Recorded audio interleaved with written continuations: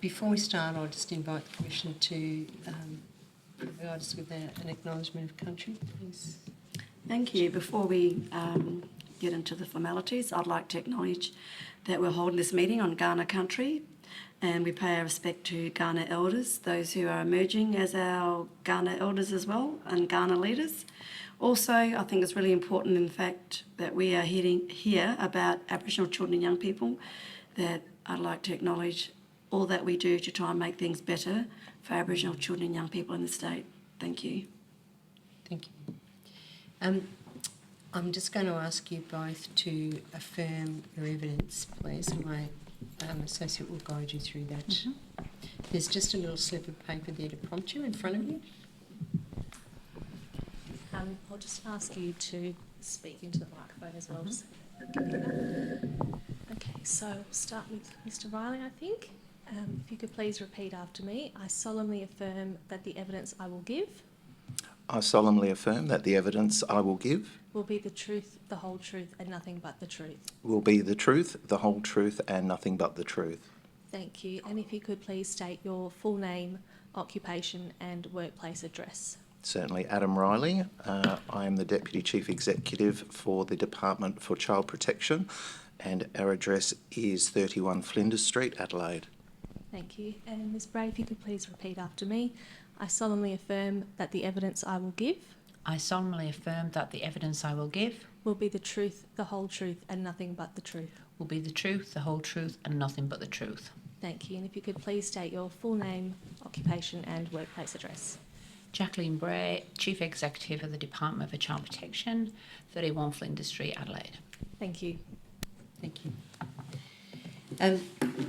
Ms. Bray and Mr. Reilly, as you're aware, this inquiry is examining the application of the Aboriginal and Torres Strait Islander child placement principles within the child protection jurisdiction in South Australia. We are aware that both of you are relatively new to your positions, and we're very grateful to both of you to coming along today to give evidence. If there's any of the questions that are posed to you that you feel you need to obtain more information about, please just let us know and we'll take that on notice, and my associate will record what those issues are so that we can follow up with you on an email to get that information.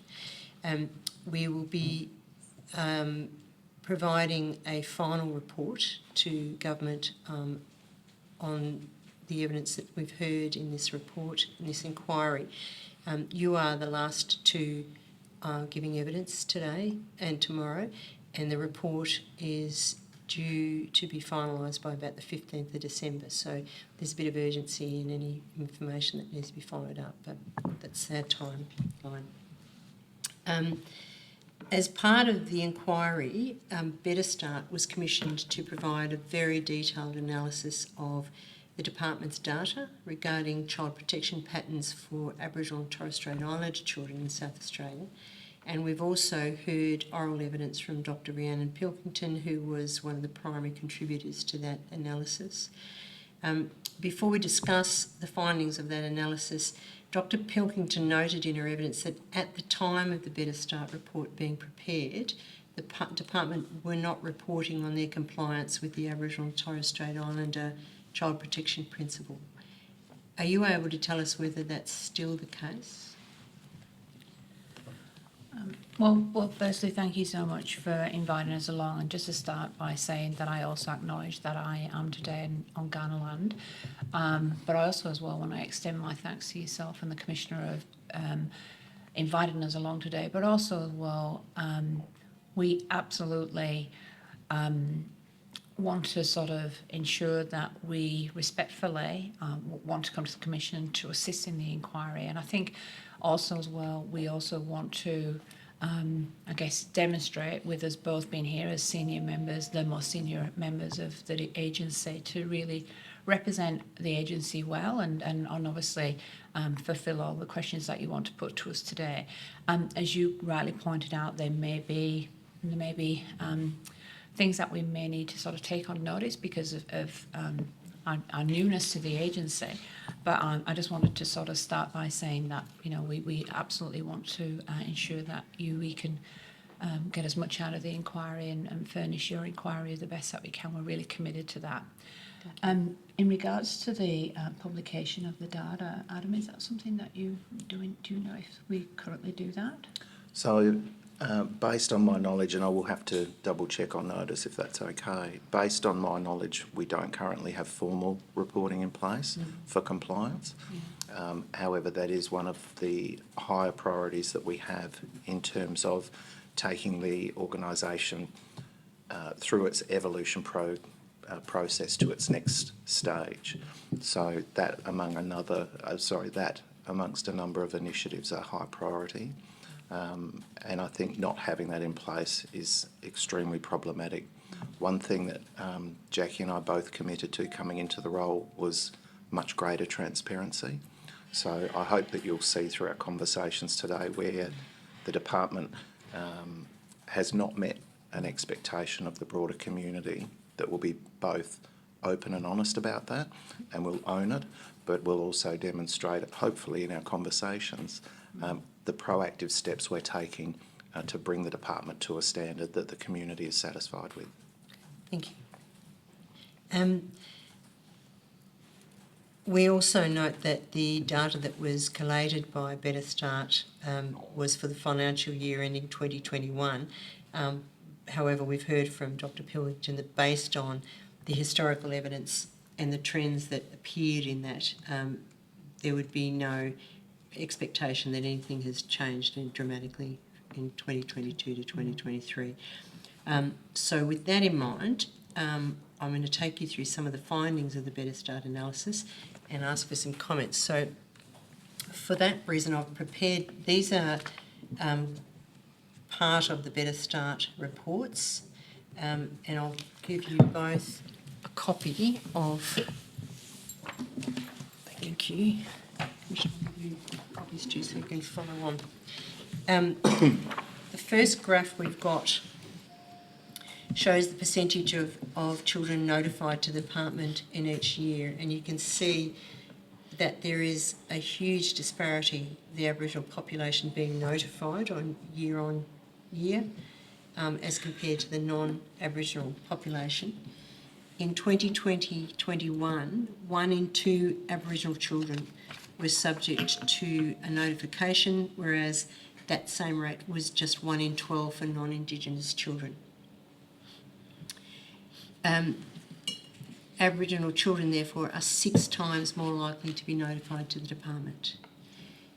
Graph number 2 is the substantiation of notifications, showing that 1 in 20 Aboriginal children, as compared to 1 in 250 of non-Aboriginal children's reports, are substantiated. And the third graph we have, which is marked with the number 3, is the out-of-home care rates per population, with 1 in 20 Aboriginal children were in out-of-home care versus 1 in 250 non-Aboriginal children. Graph number 3 shows us the consistent rates of around 5% of all Aboriginal children in the state are residing out of home care, which is over 10 times the rate of non-Aboriginal children. So not only are Aboriginal children and their families subjected to far higher rates of notification, but those notifications are far more often progressed to investigative processes and removals. And the question is why? Why are Aboriginal families being notified so disparately to the department? Is there any data that you hold on to explain those huge disparities? Well, I think firstly, just to go back to your question about the information, I'm led to believe that the department did actually provide information and data to Better Start for that part of their analysis. So I definitely, this is data that actually has been shared by the department. In regards to is this the current picture? I would probably say that I think we have seen a very early indication that beyond 2020 that things may have started to decline slightly. So I'm more than happy to put that on the record to see if we can share any further information with the inquiry, just to see if that theory could be tested. As I said, I know it's very early in regards to some of that data and that we actually hold. In regards to the number of notifications, sadly it is an absolute representation in regards to 1 in 3 children here in South Australia are subject to a notification across the state. And I think in respect to Aboriginal children, I know that we share the concerns of the inquiry in regards to the overproportionate number of Aboriginal children or young people that are in care. And I think Commissioner Laurie did actually highlight this particular information and data from Better Study in a presentation. I haven't been able to fully, compare that presentation to date as yet, but certainly for me there was significant evidence to demonstrate that there's an enormous need and a push in the agency to try and reduce that overrepresentation in these particular figures. I think for myself, looking at these, obviously I'm the Deputy Chief Executive for the department, but I'm an Aboriginal man first. There's some things here that I find really alarming and have led to a number of conversations. I think for me, my biggest fear is I don't want to be part of a system that replicates removal rates consistent with the stolen generation. And if we're talking 5% now, I think the lower threshold for stolen gen was around 10% of kids. And if we're moving to that place, that's very serious. I'm mindful that our Minister recently stated that we are, and I'm paraphrasing, but on the cusp of a potential health crisis in the state in terms of what's happening across the system for children in child protection.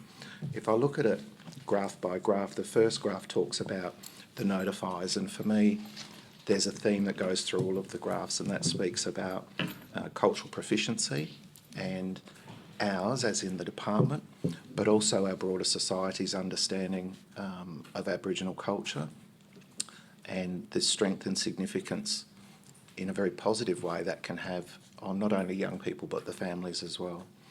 I like to remind people that child protection existed on this continent for tens of thousands of years before a Western model was introduced. I also, a little bit cheekily, would say we've given the Western model a good run. It's had a couple of 100 years. Maybe it's time to look back to some of those more traditional child protection principles and test them with the contemporary expectations of our families. So for me, a big part of this is education, not just for our practitioners, that's critical, but really detailed understanding of the history on this continent, all the way through from settlement, arrival or invasion, depending what language people are comfortable with. I say invasion, through the massacres, through the dispossession, through the stolen generation, and all of the trauma that's impacted Aboriginal people throughout various generations. Understanding that is at the very least, I think, incumbent on us if we're going to become so actively involved and enter into people's personal lives the way that we do. I also feel that the way we engage needs some rethinking, and that we are perhaps not best to decide what that is. And that's something that needs to be done. I often make use of the term participatory practice, but I mean partnering with our Aboriginal communities, and I don't mean a statewide Aboriginal community-controlled organisation, but elders and people of significance in each community, no matter where they are located around the state, addressing any power imbalances, coming together and saying, this is our situation, this is what's presenting to us, and then in a meaningful, strengths-based way, leaning into traditional child protection principles from Aboriginal communities, building and co-designing and creating a system that is strengths-based but uses all of those skills, strengths and history in communities. That really stands out for me in the first graph. In the second graph, substantiation is one that I'm particularly interested in. And I've asked for some more data in terms of what is the turnaround time for an investigation for an Aboriginal family versus a non-Aboriginal family in terms of how long does it take? I'm testing that theory because I believe, based on my experience in other jurisdictions, the absence of the training and the cultural immersion for our staff, people carry subconscious bias. And my view is that if the substantiation rate for Aboriginal families is shorter than for non-Aboriginal families, I would be concerned that we might be carrying some bias in our decision making, leading us to make assessments that are not in the best interest of the child. Sure. We'll talk about some of those biases and issues in terms of some of the things you've raised as we go on, in particular the strength-based as distinct from the incident-based focus. But is it the case that you've come into this role with a view that the department will change the way it operates with respect to Aboriginal people? I would, Yeah. if I, Yeah, well, before that, because I absolutely agree, I was going to come back anyway and just circle back to that, is that the importance of when I came into the role was around this data, this information. Really, if you look at this and the timelines and the lack of change in this particular area was a significant aspect for me to undertake this particular role. The appointment of Adam and his experience in child protection was not remiss of me in my thinking around his appointment because of the strength that he could bring to make a difference, not just from being an Aboriginal man, but his experience and his knowledge in addressing a complex system like child protection has got to change. So it was really important that I just didn't appoint another Deputy Chief Executive that would tell me the issues, that I needed somebody who could really drive those particular issues through. And that I was just going to just preempt that conversation in regard to Adam's appointment as well. Thank you. sorry, Commissioner, you were. So, just going back to your question then, why are Aboriginal children and families experiencing the disparity then with intakes and notifications especially? I think it's through all of these phases. Even once we look at the out-of-home care placements, there's still that disproportionate. For me, the underlying trend or issue is people's awareness and the carrying of assumptions, subconscious bias. We do see, and I've spoke to this evidence in the Royal Commission in Victoria around part of the assumptions base is white privilege, where we may see a property that could be confronting for someone based on their own life journey. But when you actually dig a bit deeper, there's not a safety concern. It's a safe environment. The children are cherished. It's just something different.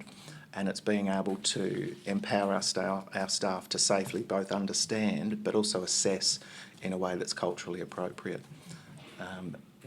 There's also an issue where we talk a lot about primary attachment, and that's also quite problematic in our system. We've heard quite a bit of evidence about the difference between the Western view of attachment and the Aboriginal sense of attachment. Which lends to graph 3 in terms of that overrepresentation in out-of-home care. And Commissioner, if I could come back to that one as well and state that I think, I think that it's not just one part of the system. I think the entire system has those biases. So if that be, working with children checks, if that's about suitability, if we talk about safety of an individual, if we talk about, kinship and if we, how all parts of the system. It's not just about one part of the system. It's actually, all of that. So, thank you. Council, you did ask, is it our intent to change this? I would probably use language like evolve. I think the organisation has been through some change, but there was a massive build piece. The department needed to be created. And I wouldn't comment on those who came before us in the roles, but what was made clear to me is there's an authorising environment for the department to take that next step, and that's where we test where we're at with community expectations, and we implement those strategies to raise the bar but also better engage and co-design moving forward. So we heard from Professor Leah Bromfield that her view is that child protection system in this state is not fit for purpose. And in fact, her view is I think it never has been. It's come developing out of an historical sense where there was a few children who may have been at risk, then moving into a lot of children, and now 1 in 2 children in the Aboriginal community being at risk, without any assessment of where it started from and what it started from. What would you say to that? Did you want me to respond? Yeah. Yeah. I would respectfully disagree. I think the system has evolved into something that was not its original intent. So I wouldn't say it's necessarily unfit for purpose, but its focus has certainly shifted. What we see now is a complete lack of intervention, engagement and support at the right part of the trajectory for families when it's more needed.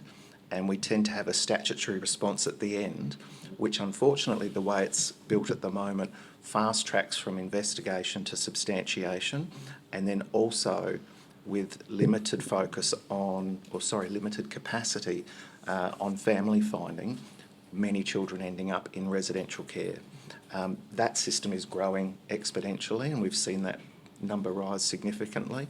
Without serious intervention into that space, that will continue to grow with massive costs, which will only greater reduce the ability to fund appropriate services further upstream, which in turn will speed that up and it will very much get out of hand. That's a big focus for us at the moment. Right. So that's the early intervention. It's early intervention, but even if you look pre-intervention, because it's a very Western term, intervention, in terms of Aboriginal communities, small organisations and community, there is so much activity happening with families already that we don't measure, that we also don't fund, that with the right understanding of the significance of that engagement with families in a safe way on country, we could actually maximise a lot of early engagement, which will prevent that contact with the statutory system later. So there's a lot there that we could be exploring. And then if I was to touch on that one, I would actually say, and I have heard Professor Bromfield's response to this, and I would actually turn around and say, I think at the moment there is significant improvements required to a child protection system, because I think, for me, I think that a lot of what we're actually seeing is we're seeing a statutory element of the system working in isolation, and I think that's where there is a significant effort outlined by Adam just now around the importance of a whole system collaboratively working together, and as built on that historical model of rescue for really significant physical harm, which was a very small and remains a very small percentage of what we deal with here in South Australia. I think there is a significant improvements to an entire system, of which the statutory element of that is one part of it, which clearly does require improvements as well. It's what we're hearing from experts and from departmental workers is that the legislation as it is at the moment, and there was some quite significant changes in 2017 to the legislation here in the state, is geared towards removal. Do you agree with that? I think there's certainly things constraints within the current legislation which really doesn't lend itself to those active efforts, best interests of child, that there is a very significant focus on safety, and although I think safety is paramount, I think certainly when we started to have a look at how that translates into our practice, I think that there is evidence to show that those particular constraints within the legislation there do play out in some of the practice side of how we then apply that in regards to that particular matter through a very singular safety lens. Mm-hmm. And would it be true that one of those particular amendments to the 2017 legislation was that decisions must be made in a timely manner, which doesn't give families time to address what the issues that have brought them into the system are? Would you agree with that? Yeah, absolutely. And only a couple of weeks ago, I was sat in the youth court really just to get a little bit of an understanding around those particular processes, and I think that was something that I reflected on, and a term that I heard quite a lot from participants and you know, the interfaces with the department as well around those requirements of those particular time periods that are quite prescriptive in some of the legislation there. Yeah. Thank you.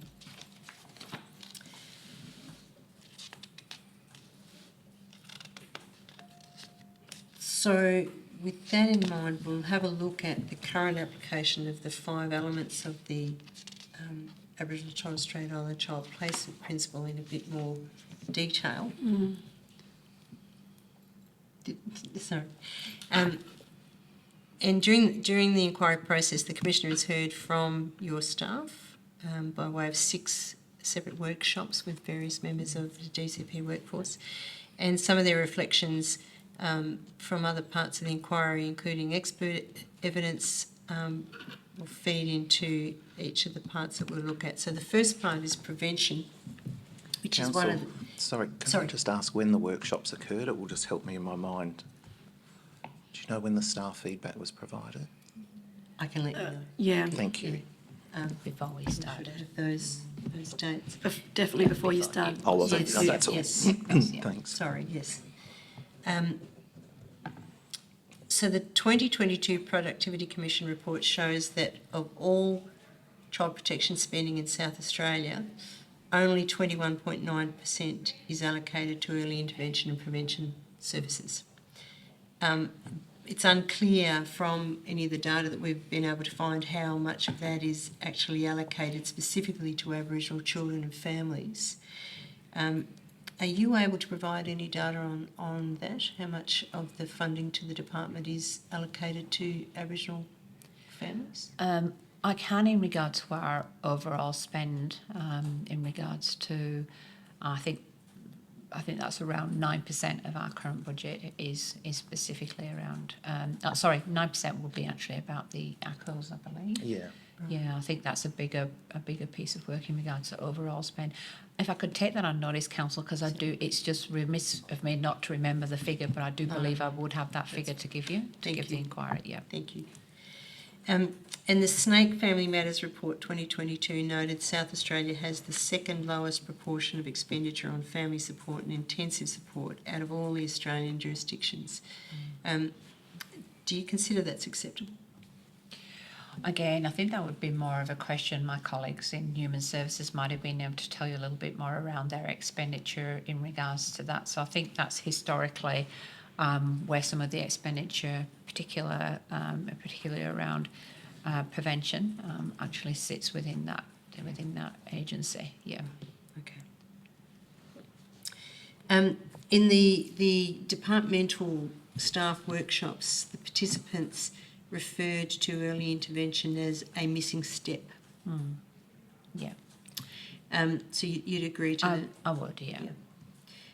Prior to notifications, and that the demand for any early intervention services far exceeds the supply. And we've heard that also from service providers in the area, the Aboriginal service providers, and the Department of Human Services even saying that if we did increase the referrals or the ability for self-referrals for early intervention, they wouldn't have the capacity to meet that need anyway. They're not able to meet the need of the referrals they are getting at this stage. So what is the answer to that problem? Well, I think a couple of things for me just to pick up on that particular matter. Clearly, I still think that the Department for Child Protection has a responsibility to, and we certainly do, we are involved at notification stage of children, and I think it is important for us to also see our role around early intervention as well. I think I agree with the current level of expenditure in regard to early intervention. However, collectively across the system, I think we do need to also as well pivot some of the attributed budgetary aspects of what we do to ensure that we have more effective interventions earlier in the child protection system as well. So it's not just I do think that we have parts of government that are required and administrate that sort of earlier family preservation sort of aspect of it, and it certainly isn't we do it isn't unnoticed when we look at the data that tells us about the expenditure there. But I also think as well that you cannot have a child protection system that doesn't have an element of early intervention or effective interventions as part of the interface with a child protection system even more broadly. And leading on from that, would you say that we have an effective early intervention system in South Australia at the moment? I think where I'm referring to in regards to the department's perspective is I think, and again, 6 months in, I certainly hold a view, and I know Adam does as well, that there is certain things that we can do better at the start of an engagement with a family, certainly prior to any engagement with our communities, and certainly when we think about the child and the best interests of the child around what we do as part of our early assessments and investigations with our families. I think that for us is where we talk about, for instance, the family group conferencing, the work that we do in reunification, the types of investment that we are pivoting some of our resources to really look at that. We need to do more of. Thank you. Your staff noted that notifications are being made for a protection response when what is actually needed is family support. And that's supported by the evidence we've heard from Professor Bromfield and others whose view was that a helping system rather than a blaming system is what would work best for Aboriginal families in particular. Do you agree with that? Yes, and I also think as well in regards to a system of notification, I think the threshold of our notifications at the moment and the requirement around our notifications at the moment does inflate the number of notifications that we get across the system. And for me, it becomes about the line. It becomes about what's the requirement of the notification. And I think that lends itself into what you're saying there, that the types of supports and earlier interface that the whole of government or community and our partners have around supporting those families is evident from that lack of, that evident from the number of types of notifications that come in that actually do, require that level of support and not necessarily an investigation. Sorry, did you want to comment on that? I was just nodding, Council. One of the things we heard was that from people who have been experienced themselves within the department of being families who were notified was that there will be, for some families, many notifications that they don't even know about, that nothing's done. They're closed as notify only concerns until a crisis happens. And then they're poured out onto the page as support before the court for removals. What do you say to that? Well, I think, as you say, I think that there is a number of notifications that come into the system, and the system obviously hasn't got the capacity to act on every level of notification for what we would actually consider a concern by a school. It could be that somebody is presenting at school without their lunch and or presenting to their school a little unkept or something like that. Those lower levels, their assumption is, I guess, really on behalf of, and again, on behalf of what I think should be happening across the whole of government, is that leaning in, that level of support that's required for those particular families is either being supported through the school system, as in, supporting, having conversations with mum about what's going on there, or indeed when we think about working with other partner group or community groups that might be out there as well. So there's a bit of an assumption. I might have missed your question in particular, Council, but there's a bit of an assumption there that not only the notification doesn't necessarily mean action, that the notification requires a level of review to actually determine a particular course of outcome. And in particular, that's, I think for me, there's also as well a requirement, I shouldn't say an assumption really. I think that there is a bit of a call to action around how we can support our families better going forward. So those notify only concerns, it would be fair to say, wouldn't it, that they are perhaps the first flag that this family needs support? Yeah. Have you got beyond that with your background? I think you're right, Council. For me, the current process, and you talked about the intelligence is gathered and stored and no action is taken, and I can certainly understand how families might feel there's a lack of natural justice in the process. It's almost like it's being saved up to use against us.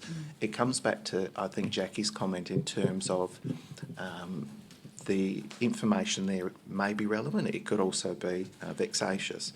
But if we start to see a pattern where we can see, actually, there are signs here that this family may benefit from some supports on their terms at this point.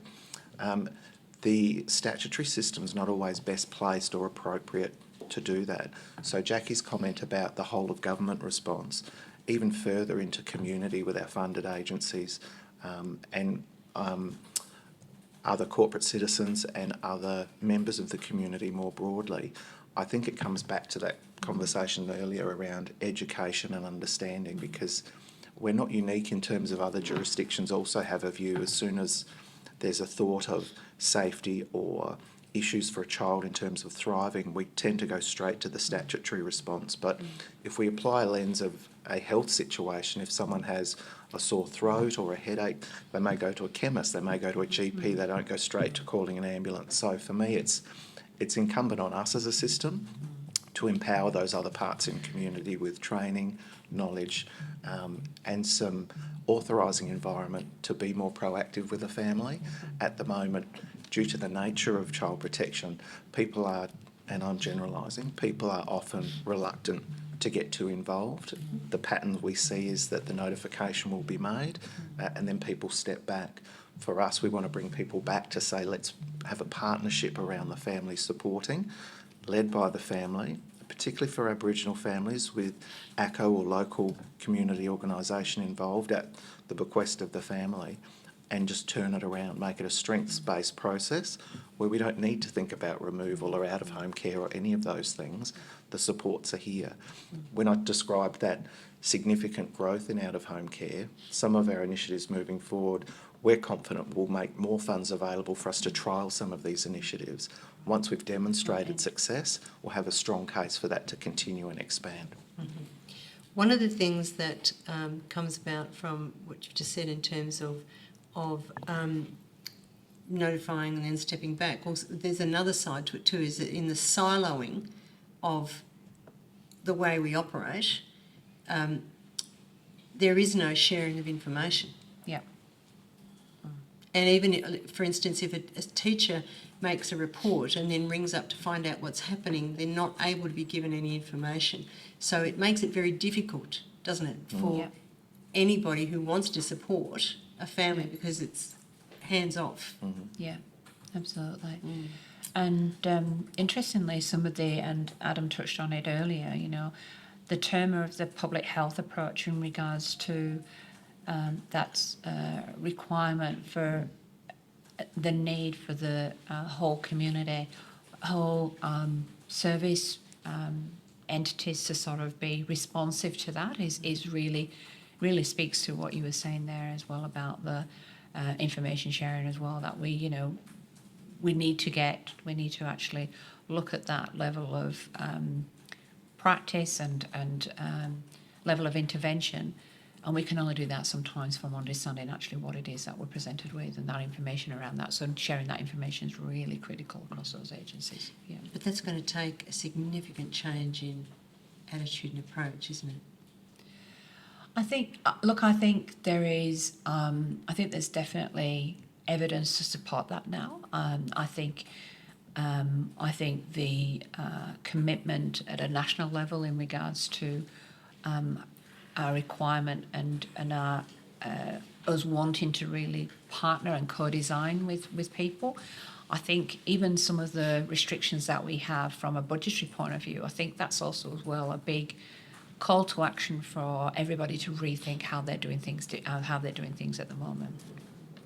There is a systemic opportunity as well in terms of how we do that in a timely way, and the department is at the moment looking at opportunities around recreating the system that we have for client information.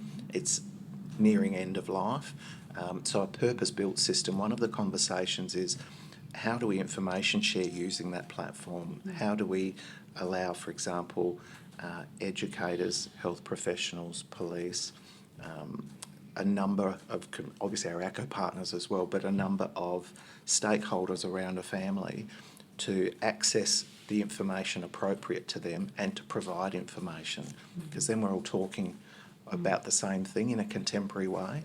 So it is, the issue you've highlighted is definitely on the radar, and a lot of those conversations from a systemic point of view, because that is a quick way to bring the workforce on a journey versus just training and encouraging. The system will just do it for them. That's one way that we're looking at trying to move that along, but the point you raise is very valid. One of the other issues with your current system of data collection is that there might be malicious reporting, and even when it's addressed, either at the bar table in the youth court or anywhere else, there's no going back and amending that. It carries through always. And then even if it's addressed in the youth court, if there's proceedings in the family court, it's reproduced again in the reports to the family court, and it's reproduced as fact, not as... With no right of with reply. no right of reply. Yeah. And that impacts Aboriginal and Torres Strait Islander families disproportionately. Significantly. Yes. So is there a view to establishing a new system altogether? Yeah, there is. So there is, prior to Adam and I coming along, there was, and in the latest government budget announcements, there was certainly some funds, and the Child Protection Department highlighted on that particular fund around changes for case management systems, of which we are actively involved in those conversations at the moment from that business case perspective. Yeah. Okay, thank you. So, because of the disproportionality experienced by Aboriginal children and families, I've heard you both speak about partnering and co-design. Who is that with in terms of Aboriginal children and their families? Yeah. So I think traditionally, and it's certainly not unique to South Australia, government tends to go to the largest identifiable organisation for the topic they wish to progress. And it's not uncommon that Child Protection will approach larger ACCOs and have a conversation and say, what can we do? Similarly, when we look at tendering for services, we often go through a very standard and, again, Western process, where a larger organisation will have a lot more competency and proficiency in doing that, will deliver a really high quality submission, and government tend to be drawn to that. What that process misses is the strength and the relationships and the real embedded connection to smaller communities around the state, where there may not be the capacity to do a glossy, fancy submission, but there is no doubt in terms of the connection and the passion to elevate the voice of a local community. So for us, part of our process going forward is looking, particularly when we, and I'm sure we'll get to this in time, but when we're talking about scoping for family placements, kinship and people of significance for Aboriginal children, it's not just going to a single provider and saying, here's some funding, you do a statewide response. It's ensuring that we have the brokerage and the flexible funding for the most appropriate person to have the conversation, to be knocking on the door and talking with the family. That's just one example, I think, of what we need to do going forward, not having just the one-size-fits-all statewide response, but ensuring that we're speaking to the right people in the right location who are connected, and that the funding and the support flows to that group to make sure that they're set up for success. Just to add on to that as well, Council, just a couple of things that Commissioner, it was the question was posed from yourself, is that I have a strong belief as well in regards to co-design. So co-design is not about when we come and consult and when we look at the requirements that we have around consulting with the Aboriginal community. So for me, and I know Adam shares this view as well, co-design is literally when we come together to create, or we come together in regards to ideas, thoughts around programs and what it is that we want to deliver. So I do know, obviously, and the reason I'm referring to that is I'm fully aware of my requirements under Closing the Gap and under other particular nominated entities in regards to how we do consultation and how we do aspects there. But I've been very keen in the last 6 months, and Adam and I, in regards to that co-design piece of work, is what's also really quite critical as well. Thank you. And the reason I asked the question was because having direct contact with the Aboriginal community, their view is co-design is with the Aboriginal community, not necessarily with the service provider, with the ACO sector, although that should not be diminished in that regard. But would you agree there's a lot more work to be done by the department in regards to literally Aboriginal community engagement in the co-design, but just partnering with the Aboriginal community? 100%, Commissioner, and I think we can point to evidence in that as well with the peak and the establishment of the peak, which is around the community, having the community involved in that particular voice. And I think, and the reasoning behind me picking up on the sort of piece between the difference between the consultation and co-design is exactly that. It is about actually ensuring that we get the full voice of the community in aspects of what we actually do and how we manage young people and children. Thank you. We've heard from the workers from your department and from others in the evidence that provided to the inquiry that referrals are an issue, and due to the funding and capacity constraints, families are very often unable to self-refer to any services. The Department of Human Services and the Aboriginal Family Support Service gave evidence about this too. DHS identified that they only have capacity to accept 40% of the referrals through the Tier 2 of the Child and Family System pathway. How could we enhance the system to allow for more families to reach out for the help and support that they need at an early stage to prevent them even coming into contact with the statutory child protection system? I'll refer to one part, and actually I was in my mind there, Councillor, I was just trying to wrap my mind who it was that only said it to me last week about it was a community organisation that actually couldn't receive or couldn't actually refer without coming through the Department of Child Protection before going into the community.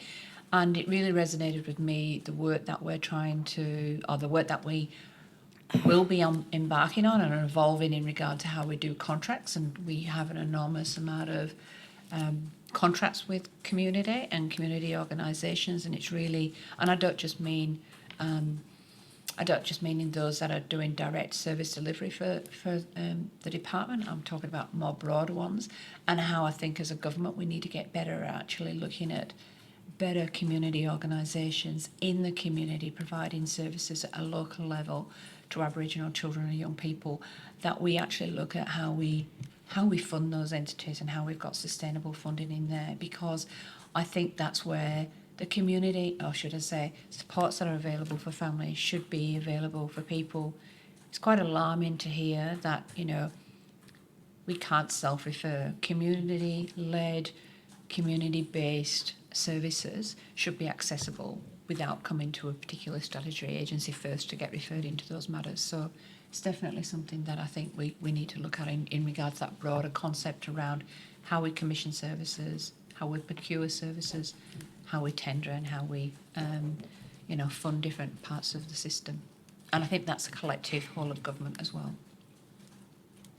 Council, can I just add, coming back to the Commissioner's comment, I think I'm absolutely sure the figures from our colleagues in DHS are correct, but I think if we were being true to a self-determining model, I think the step before we advocate for additional funding to another department or to ourselves, that conversation with community should be first. It may well be that there is a model that is designed, put forward from community that better meets the needs of that community without us or DHS needing to be involved at all. So I just thought I would acknowledge that. Just leading on to that point, you mentioned, Ms. Bray, about tendering. One of the questions we asked of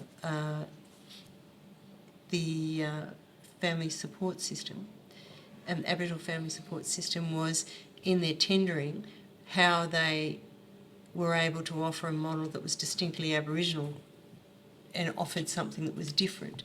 And the response was that the tendering model requires that they use a particular Western model, which makes little sense in terms of what they can offer. Do you agree? Absolutely, I do, and that's exactly my point when I was saying before about how we commission services, and the types of restrictions that we put on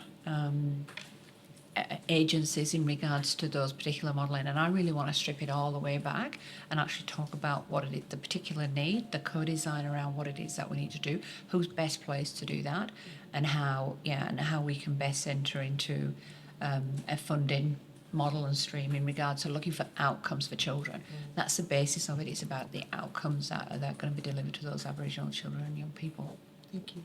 Can I just add, Council, that it's an amusing observation that the very same challenge presents with recruitment processes. That traditional Western, submit an application, submit your resume, come and sit in a room in a formal setting. It doesn't elicit the best person to do the role. No, absolutely. Yeah, across the board, isn't it? Specific notes regarding funding from the Safe and Well 2023 annual report suggests that the state government has committed an additional $35.7 million to increase intensive family support services, but there's no breakdown of specifically how much of that is to be offered to Aboriginal community controlled organisations. Are you able to tell us how much of that is going to be allocated? So again, Council, that actual funding. This is the difference between the modelling. That early intervention funding does actually go to DHS. It does come through the Department for Child Protection, but it goes straight to DHS to administrate the intensive family support services. So they would probably be best placed to tell you that data on how much of that they proportion that to Aboriginal children and young people.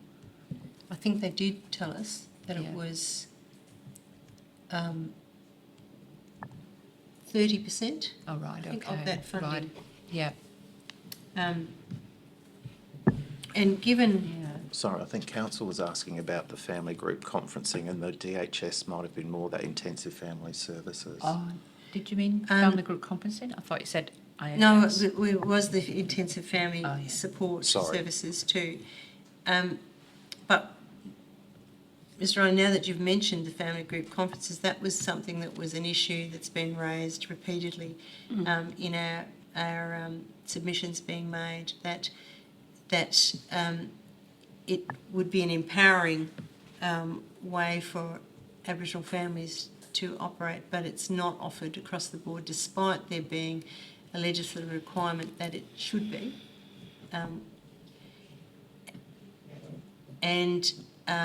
Again, with there's no capacity for self-referral for it. Is that something you would be wanting to address? Very much so. So in the previous jurisdiction I worked in, and this is a personal belief as well, it was available to any and every family that was willing to participate. The benefits, not only for the family but the system as well, in terms of changing trajectory as soon as possible, is significant. So initially it was undertaken, as I understand it, as a trial in the organisation. We had X number of sessions funded. I'm not sure where the recommendations part of that trial is, but I'm of the view that we need to make that standard for families moving forward. In terms of who should be doing that, I think the same as Commissioner Laurie mentioned before, we start with a conversation at the community. We've had a trial, we can see benefits in this. If we were to expand or go further, who should be the people in each community doing that? And that's sort of that design piece, and Jackie references the commitment to co-design. I think that's a really good example. If I may, Councillor, I would say that the additional funds that came in the recent budget, that additional 13.5 million, that specifically was for Aboriginal children and young people in regards to the extended services within their current provider, and there was some additional funds that also went to AFS in regard to their capability and capacity to do that as well. And I also want to point out as well the reference you made in regards to all Aboriginal children and young people being offered and have the opportunity to enter into that. I know that's a specific themes that has come out of the discussion papers around the amendments to the Children and Young Persons Safety Act. Yeah. Thank you.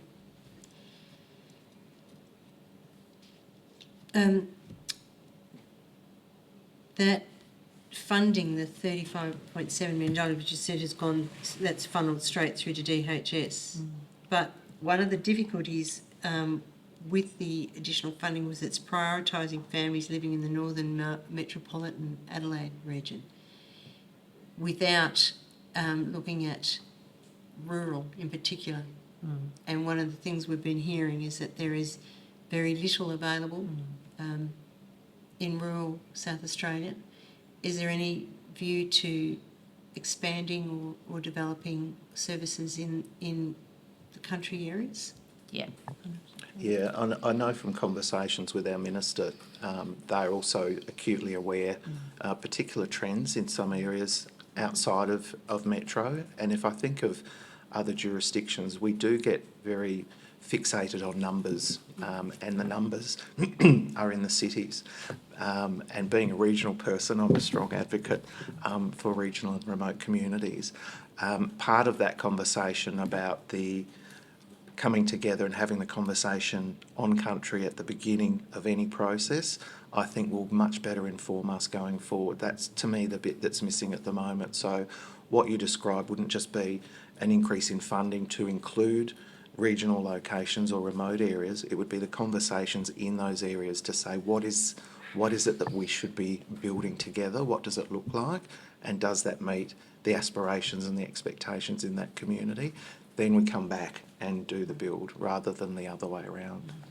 And I think just touching on your point as well, I guess if you were to say, do we have the services and do we have the access to these programs regionally and remotely, then I think it is very, very, there is a significant amount of work that we need to do with those communities to ensure that we get that service provision on country, because I think at the moment now there is definitely a lack of that. And you can see that throughout the whole models of reunification in regards to, family group conferencing and those types of more broader service provision. When I've gone regional and remote, that's definitely been a commentary that's been made to me. And a lot of One of the key issues we have in South Australia is there's only one gazetted organisation. Indeed. And I would like to know what is the department's commitment to increase the level of gazetted organisations, Yep. registered Aboriginal and Torres Strait Islander organisations. Yeah, absolutely, Commissioner. I think for me, and I've asked with interest what the actual current process is and what some of those barriers have been in regards to that, and certainly the information that's been provided to me is that the process itself isn't a lengthy particular process. It's actually us actually going out there and engaging with communities and seeking going out there and promoting those interests and actually finding out exactly what it is and looking for sustainable funding to offer those locals. I think there's a commitment from community to say they want to participate, and I think there's a commitment from us to say we need to do more of this, and we just need to have a look at how we bring those two entities together. Yes, because there's been some considerable time lag between Absolutely. what was previously 18 Aboriginal organisations Yeah. being deregistered as gazetted organisations to only Yeah. one. Yep. Considerable time. So I'm wanting more of a definite, I guess, response from your agency as to Yeah. when is the likelihood Yeah. of that happening. So we're in active negotiations now with an ACO, but I think, so can I just clarify, when you say deregistered, was that from child protection specifically? Yes. Because if we look at that continuum of engagement, I would argue that there are things that can be funded without needing to be registered in the child protection space. When we talk about that early engagement, I mean, that activity is already happening. There are opportunities for that to grow. So in terms of, But this is about Section 12 in the Act yeah, that is actually driving the consultation, the engagement Yeah. levels, which might, be highly questionable, not might, be highly questionable. So the question is about growing the number of gazetted organisations so that there is much more engagement with local level Aboriginal communities about their Aboriginal children and young people. So, Yep. Commissioner, if I may, because I want to just test some assumptions that I'm hearing from you as well, and I've absolutely recognised what you've said to me before, as I always do in regards to, and actually went back and actually wanted to learn a little bit about the history myself in regard to the ACA, in regards to the number of organisations that were actually, involved through a range of different aspects there, and some of the sort of funding sources that were put to those organisations. When those funding sources, weren't there anymore, the organisations did, and I think it is about us actually going back out there now and actually really understanding those and leaning back into those organisations that I think are very much part of what the involvement that we want to do, and certainly how we want to take them forward, because it was a bit of a shock to me, to be honest, to actually find out that we'd only got one registered service provider, Aboriginal service provider. And my question was, why don't we have more? Because it limits, doesn't it, the choices that anybody has. So Yeah. in terms of self-determination, if you have no Yeah. choices about who Yeah. you go to, Yeah, that raises some serious concerns, doesn't yeah, it? 100%, yeah. One of the other very significant concerns that was raised throughout the inquiry is the unborn child concerns, the notifications. And it was identified as a key touch point for Aboriginal families to come into contact with the department. So the fourth graph we've got on here shows the data for the rates of unborn children concerns as distinct from the Aboriginal concerns as distinct from the non-Aboriginal families. And it shows that Aboriginal mothers are 10 times more likely to be the subject of an unborn child concern than a non-Aboriginal mother. Can you explain those statistics? you happy for me to? Yeah. Yeah. So for me, the theme just continues from 1, 2 and 3. I guess the standout is that with this sort of overrepresentation, it means that that intergenerational trauma, particularly Aboriginal mums describe, and I can tell you in real time there are places between us and another capital city where when mums go into labour they get in the car and flee because they think that health and child protection will be in the delivery room. This data says everything that these mums are fearing is actually quite possible and in many cases likely. It comes back to our understanding and our knowledge and comfort and addressing subconscious bias. The other part of this, I've talked about the training requirement. The other part is there is a lot of anxiety that we as leaders in the organisation need to address with our workforce. Some of our most passionate and committed child protection workers are still nervous about engagement with Aboriginal families. They're concerned that they may cause offence or they may say the wrong thing, and we need to create a safe space to build that competence for that cohort of staff. There are staff who need to come on a whole journey of cultural immersion, but there are some staff who are, with the best of intentions, not engaging. And when you overlay that with the workload, it becomes easier to lower the priority of the Aboriginal family, which in itself is indefensible. But when you understand the dynamics, you can understand how we get to that place. So, indefensible data, but I can understand how we're there. I think for us, the key takeaway is what we do moving forward. A big focus on cultural immersion and cultural training. And I think that partnerships with RATIOs, ACOs and Aboriginal community about how we're travelling in real time, having that oversight and feedback, I think is the bit that we need to be more receptive to taking on board and adjusting accordingly. Can I also add to that as well in regards to what this speaks to me as well is we've been doing some significant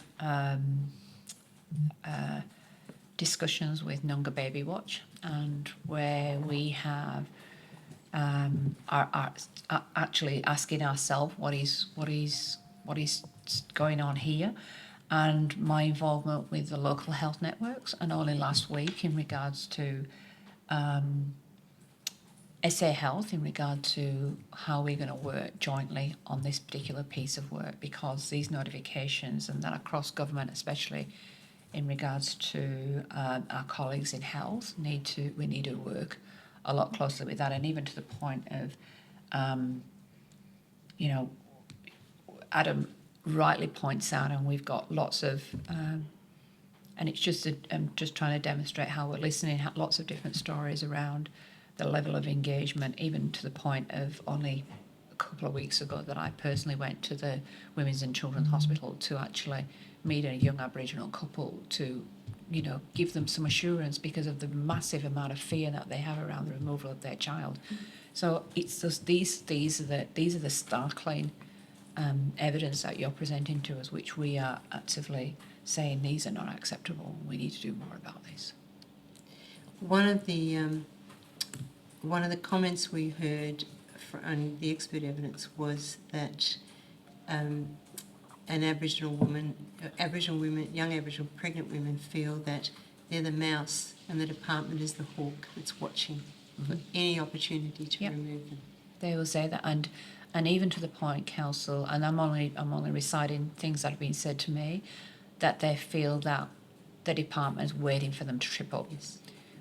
And putting things in place such as the requirement of this or safety plans or whatever it is to try and actually trip them up to enable that to happen. And if you think about quite often these are young families that have experienced trauma. Some of them may have even been in contact with the system themselves. We can only resonate that. Are we going to let another generation? Are we going to let this happen again to another generation of these children? So we have to really lean in. This is a passionate area of mine in regards to the unborn children's concerns that have been highlighted here, in particular to these families. So one of the triggers for a report of a pregnant Aboriginal woman is her non-attendance at 3 appointments for antenatal visits. There is no legal requirement for anybody to attend antenatal appointments. Agree.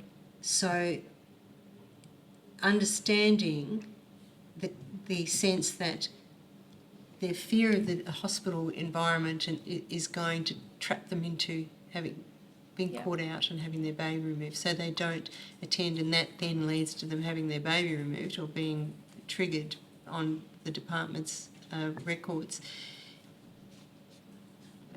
It just seems that it's the case, isn't it, that there's a no-win situation for pregnant Aboriginal women in that circumstance.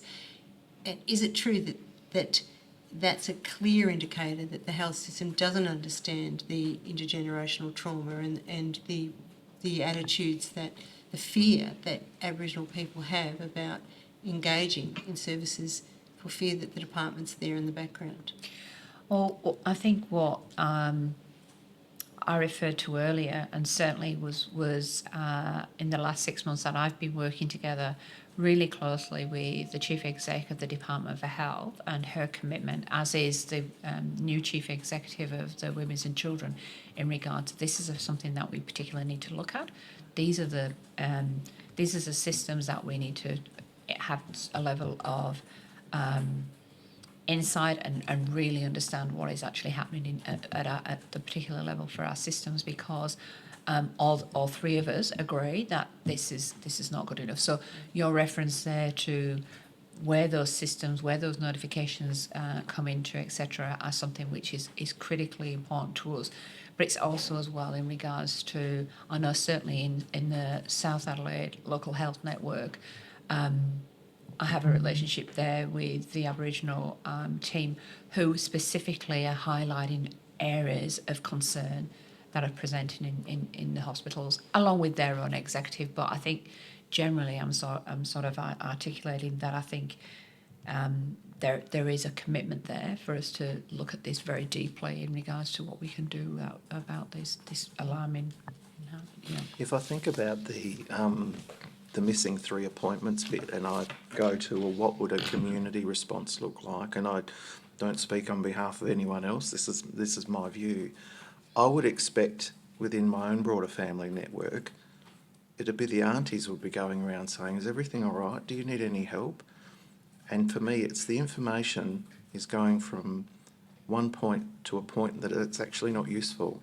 It needs to go to where the most appropriate response would come from. And for me, that's with local community organisations or people of significance to the family, to have a strengths-based conversation. Do you need help with transport? Would you rather go to an Aboriginal community-controlled health organisation? Are there other things we can do to ensure that you're healthy and baby's thriving? I think observing the missed appointments is still a valid thing to generate a conversation, but it doesn't automatically mean an expectant mother is not being protective of her unborn fetus. It's understanding culturally trauma, all of those things that are potential layers, and making sure that piece of information goes to the right place for the appropriate respectful engagement. That's the bit that's missing. Mr. Ryan, one of the things we've heard from the health department is that, Aboriginal people working within that system, is that there is no assessment or no question about what other supports an Aboriginal woman might have in the background. And again, it'd be true, wouldn't it, that that's a sense of education that's required within the health system. And it could even lend itself, Council, back to your original question, which is about information sharing. So we do know that we have young mums, especially with my other previous role, we do have young mums that are presenting to Aboriginal community controlled organisations for assistance and support as a part of their pregnancy or pre-birth, and we absolutely know that that has to be something which is recognised. And it would be remiss of me when I talk about health. It would be remiss of me as well not to actually mention Aboriginal health, because there's a lot of conversations that are going on within our department as well around how we interface with Aboriginal health as well, not just health as per se or women's and children's per se. Thank you.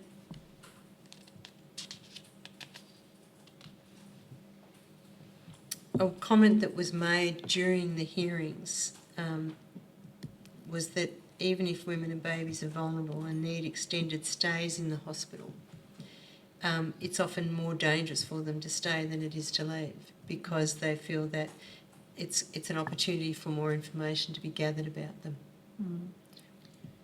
What would you say about that? I say respectfully, if they hold that view, then I think that's something that we've got to listen to. And I think from the meetings I've had with Nunga Baby Watch, and when they've outlined to me young people that they're supporting and helping, I would say that's a view that they hold as well. One of the triggers for a notification to the department is previous involvement with the department. So if a young pregnant woman has been a child herself of the department, what does that say about the quality of care and parenting, if you like, that the department has afforded her, if that in itself is a notifiable issue? Or deemed a risk. Seen as a risk. Seen as a risk. Yeah. Well, in fact, I think what it speaks to exactly what you were saying there, Council. It speaks to if a young person is deemed a risk because they were a child in care, then that just speaks to what you were saying before about a need of response rather than as in a support rather than a particular just automatic notification or response. I think that sort of lends itself to that. I do know, and I don't know if DHS did speak to that around not requirement, but the work that they are doing in regards to working with Aboriginal young mums or pre-birth, those young people that have been in care before. But one of the other programs that I think are out there at the moment as well with. No, not that I can think of, but we can check. Yeah, we can definitely take that on notice just to inform the inquiry of what we know as a department, the sort of type of programming that there is there.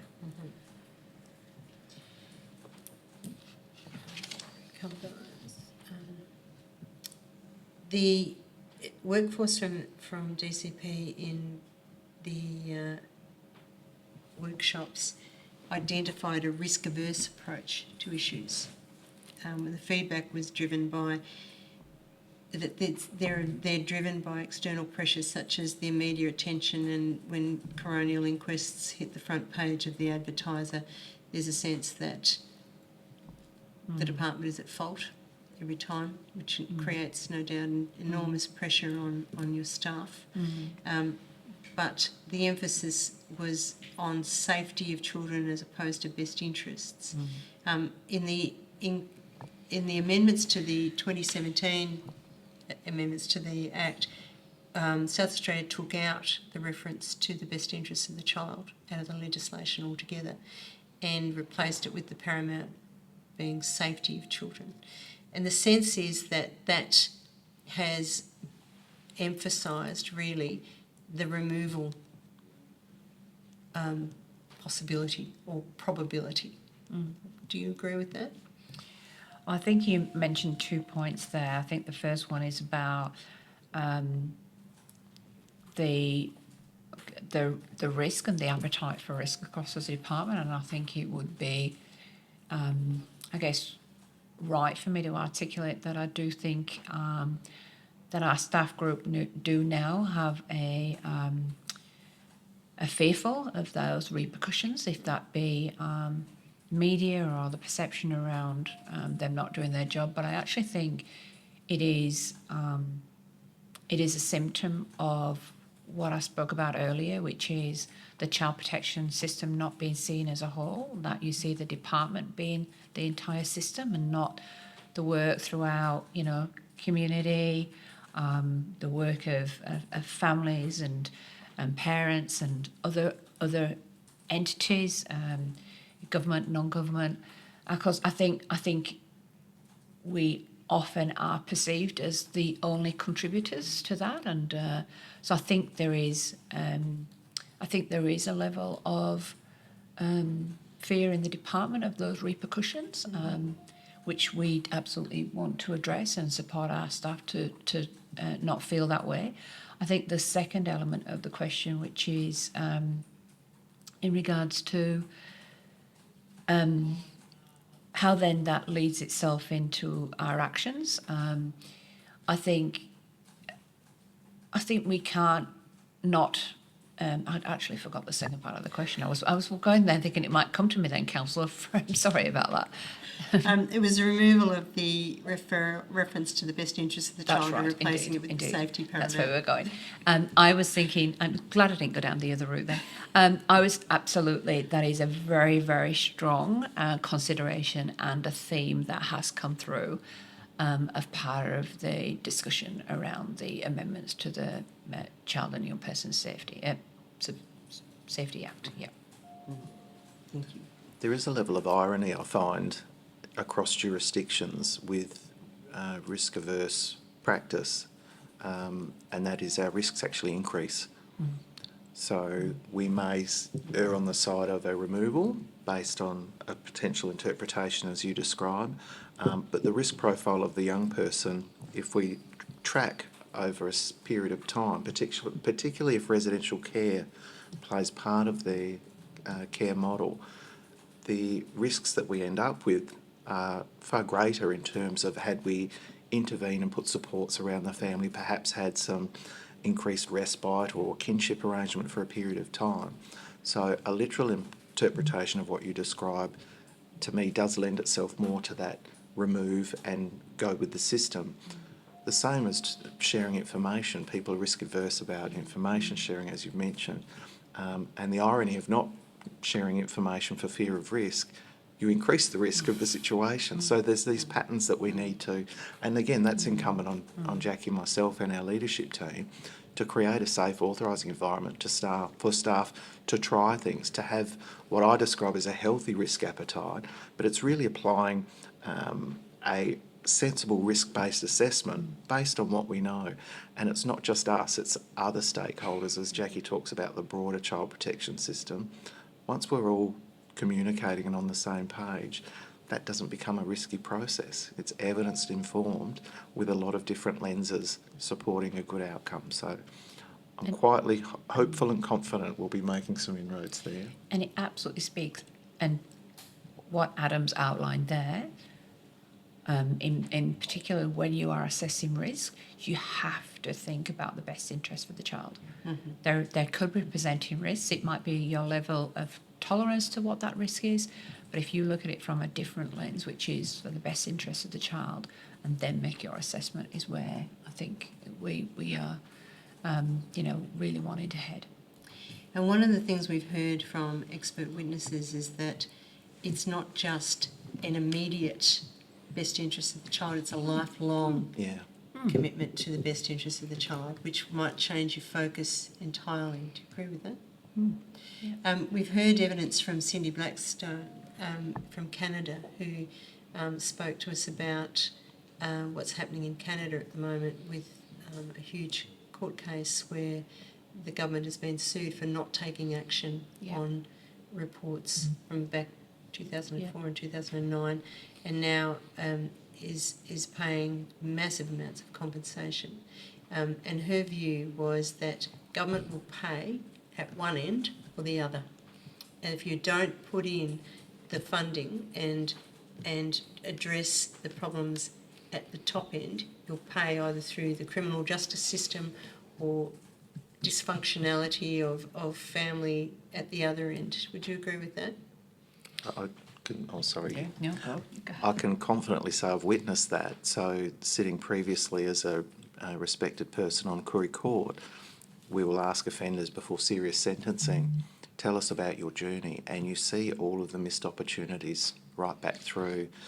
Health is a big space in terms of the ultimate cost and risk to the person and the community.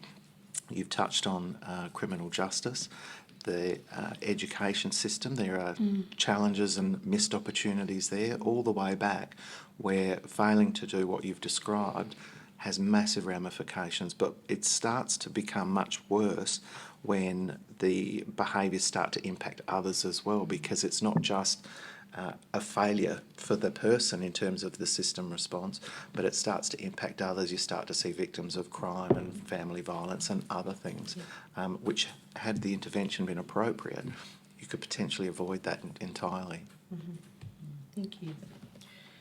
With respect to the risk assessments, the participants from your staff and the workshops acknowledged there's a need to reconsider how DCP responds to notifications for Aboriginal families, and the evidence that was gathered by staff included that the SDM risk assessment tools are not necessarily culturally appropriate or suitable to be applied given the intergenerational trauma, the ongoing impacts of colonisation and the higher rates of social disadvantage, in particular poverty in Aboriginal populations.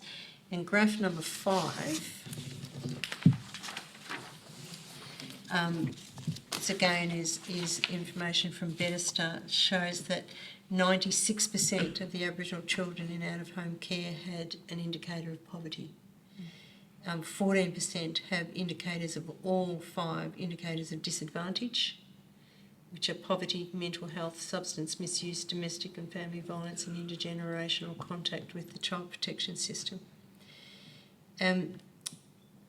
There is no scope for strengths-based approach, and it doesn't account for Aboriginal child rearing practices or cultural knowledge. Aboriginality is seen as a deficit rather than a strength. Example of that was given was that the number of people in a home is often seen as a risk, whereas for Aboriginal people they consider that a protective factor and a wraparound factor. Do you consider that the current assessment tools are culturally appropriate? I consider that we only have at the moment the one validated tool for us to use, and I have sought counsel on that from colleagues in our Aboriginal Practice Directorate who believe that those tools are not appropriately culturally appropriate, even though there is aspects of the utilisation of those tools that are embedded in some of the practice elements of it. However, I'm also aware as well that it is timely at the moment. I think it was actually due in the coming year for us to review those particular tools. Yeah, and I will be doing that favourably. Yeah. Thank you. I think linked to that, Jackie, and it comes back to the conversation about risk aversion. The tools are overridable, so our staff are able to exercise professional judgment. But again, we need to encourage, create a safe space for that to occur. Yeah. What other assessment models could be utilised? Do you know? Are there others that are working? There's a number of successful models used, particularly with First Nations people around the world. I don't think it would be appropriate for the Department of Child Protection to provide the suggestion. I think that should be a conversation perhaps from some of the groups that our Minister has established in terms of people that have had direct experience with the department. I just feel like in terms of us being true to self-determination, particularly for Aboriginal families, we should be guided or directed on what the model should look like, rather than us saying, well, we found one and it looked like it worked over here. I think we need to demonstrate our commitment to true partnership. So if Councillor, if you're comfortable, I'd probably prefer not to make a suggestion. I think we should be listening. And that group that the Minister has brought together, do they include children from people from rural communities as well? The expert advisory groups, I understand that at least one group had a person that came by plane. I don't know how well the groups are spread for regional. Do you? Yeah, there's a number of things there. Because there's a number of groups, and clearly one of the groups there is about the peak body. So establishing the peak body is really the commitment to really hear from community, and respectfully counsel that would be for community to establish what the makeup of that group would be. In regard to the other broader groups Adam was referring to, there's a number of them. So we have a child protection expert panel, of which I do know that there is Aboriginal representation on there, with a view around those, but that really is to provide advice to the Minister and myself in regards to a 20-year vision for child protection.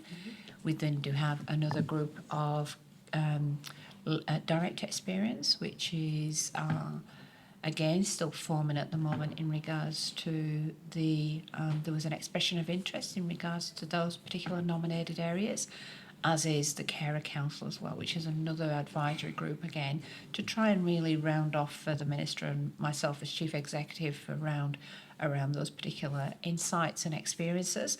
And that in particular is probably the one that Adam's referring to, that had some specific requirements to ensure that demonstrated both regional and Aboriginal, non-Aboriginal sort of representation on those groups. And then we also have our No Capes for Change and Create, which is the young people themselves who are users of our services and interface with our services. And there is a range of young people that are selected as part of, we have a youth advisory council which are held in regional offices, so they would be regional and remote. We also as well have Create, who again have the full state as a particular aspect of getting the views and feedback from children and young people. And then obviously we have the Children's Commissioner, the Aboriginal Children's Commissioner, who again... I'm independent. Yeah, I meant as in advisory in regards to providing advice. So those particular groups that the Minister's actually identified as specific ones to give her advice and things. But yeah. Thank you. Similar issues have been raised with respect to parenting capacity assessments and psychological assessments, which are all based on Western models and then are used in youth court proceedings to support removals. Yeah. Are there any steps being taken to implement culturally safe and appropriate assessment tools in those areas? I think I'd have to take that one on notice, Councillor. I think for me, my broad view on that is around there is a requirement for us to look at all our current tools and assessments that we do. I do know quite recently in regards to the parenting capacity assessments, that question was posed by me to CAFS, to the Children and Families team there at the Women's and Children's, really to have to look at that. I do know in regards to the work that I did in Officer Early Years that there's certainly some moderate and newly commissioned services in regards to child development and having culturally appropriate tools to assess those developmental sort of milestones of Aboriginal children and young people. So I think that, but in regards to the ones that we do in regards to servicing our, like you said, servicing the court, I think that's in that broader requirement for us in our Quality and Practice Directorate to really have a look at the types of assessment processes and tools that we use. And is there a time limit for that review? I could take that on notice. I don't know at the moment if there has been or not. Might be something that was historically in there. And have you given thought to the critical cultural lens to the review of those assessment tools? As in regard to who would be best placed to critically assess them? Is that what you mean, Commissioner? Yes, to participate in that process. Yeah, absolutely. I wouldn't have thought that would be something that would had to be the scope of what the assessment of those tools would need to be. And not just the voice of Aboriginal public servants, I think needs to be part of that commitment. We touched on before the clinical focus on primary attachment as a classic example. That needs to be fleshed out. And I think that's a broader conversation than just the Department of Child Protection. I agree. Thank you. The DCP review of the Act notes that most stakeholders advocate for a public health approach. And the evidence that was being gathered by this inquiry certainly strongly supports that as well. Do you agree that addressing the social determinants of inequality will improve the outcomes for families, particularly Aboriginal families? Absolutely, and I think the conversations that we've had over the last 6 months demonstrating where we go in those conversations about decision making, family-led decision, Aboriginal family-led decision making, where we want to go around self-determination, where we want to go about critically I guess in a way, ensuring that we have got the best interests of the child. In particular, some of those assessments are where I think that what is the true public health model. So when we try and encompass what that is, and we talk about drawing on resources, the community, it being Aboriginal family-led decision-making, self-determination in a way that presents itself critically at these particular decision points, is really what our public health approach is all about. Yep. And it resonates with the concept of early intervention. If you think about a health model, you have a primary focus on prevention, then you have as early as possible intervention. You don't do nothing until you need an ambulance, and that approach, I think, would echo the feedback we've had as well. Right, thank you.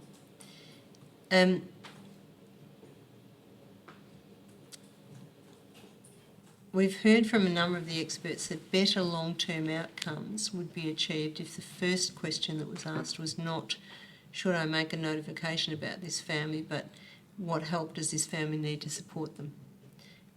What would you say to that?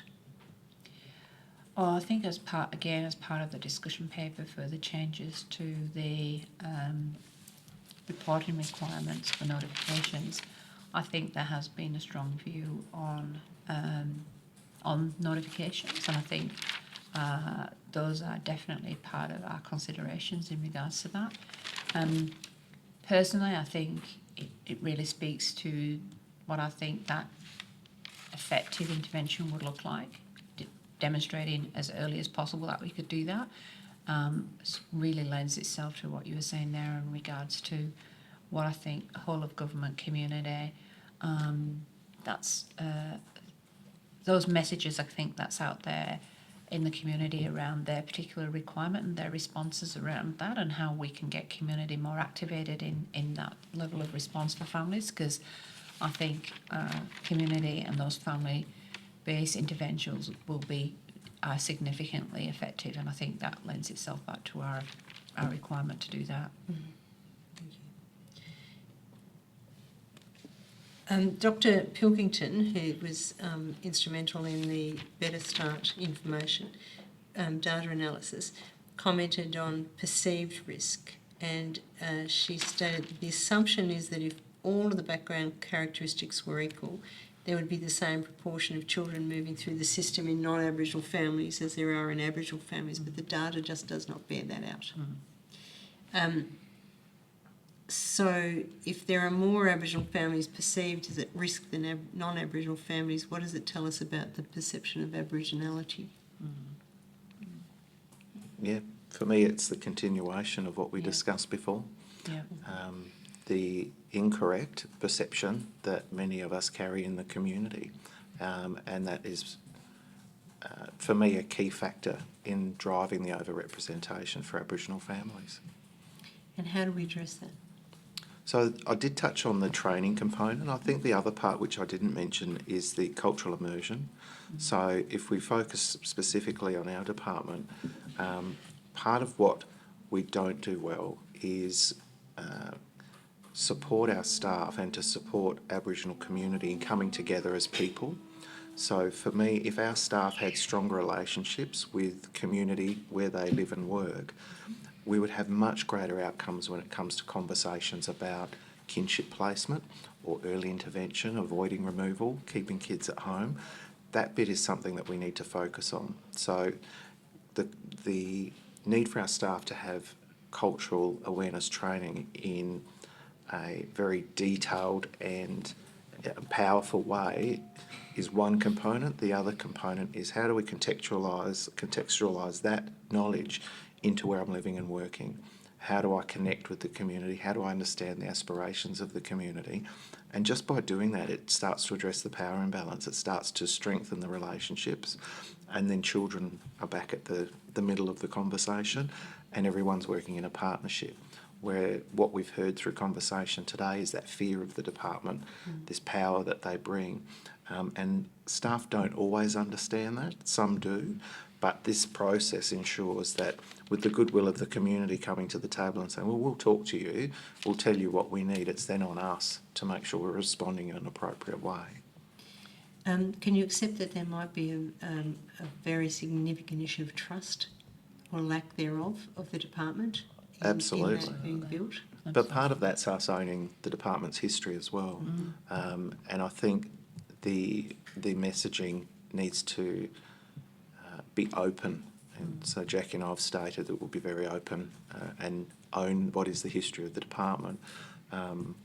I've had my own thoughts about coming back to this department, having been a baby in the system myself. But I've decided that to be a part of the change to ensure other children and families have a different experience, I will come and I will have a voice in that process. My hope is that other Aboriginal people will say, do you know what, I want to be a part of that change. I want to take this and change it. That is a system that should be helping us and empowering us. And if I can have a say in how we do that, I would really love that engagement from community. I think we could do a lot. Can I just add to there as well? And this is not inclusive to our department by any means. However, we're also as well not excluded from it. We need to call out racism, and we need to really address. When we think about statistically how these things are presented, the statistics, the evidence that is there, the part that we all play in regard to calling out racism as well, and conscious or unconscious biases, we need to actually call it out, because that's a fundamental flaw as well across the system. Thank you. And it's We've heard quite a lot about that inherent racism. Could we look at a brief comfort break soon, Sorry, Council? yes, certainly. Sorry. Yes, we'll break now for 15 minutes, if you like. Thank you. Can I just take you to number 5, the graph, the indicators of disadvantage for Aboriginal and Torres Strait Islander children and of out-of-home care. The indicator for intergenerational child protection contact is 69% for Aboriginal children. What does that tell us about the history of the child protection system in South Australia?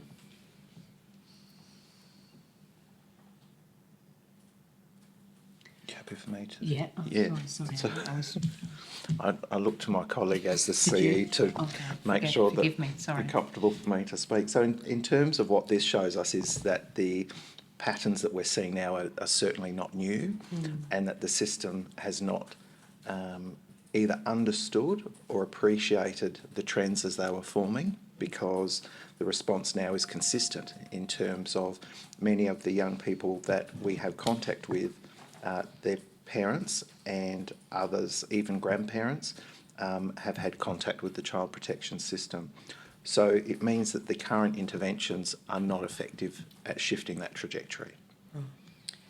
And if I may, Council, just to add to that, the indicators that you show as part of that, that are there around poverty and mental health and substance misuse, really do speak as well to that broader societal challenges that there are, which play out even more with Aboriginal and Torres Strait Islander children and young people and their families and communities. So that's that broader child protection. The child protection interventions alone will not play a part. Will not turn that dial, I guess, really, without those other sort of other factors that are aligned and effectively addressed for children and young people.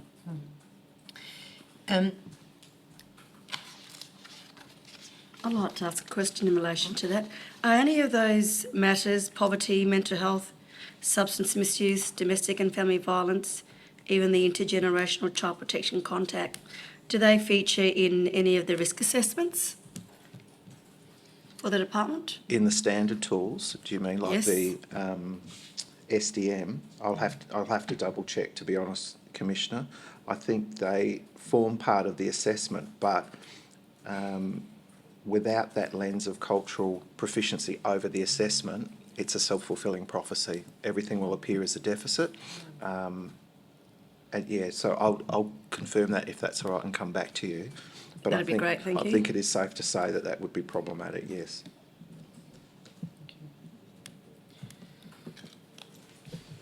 Have you got any further questions about the prevention circular?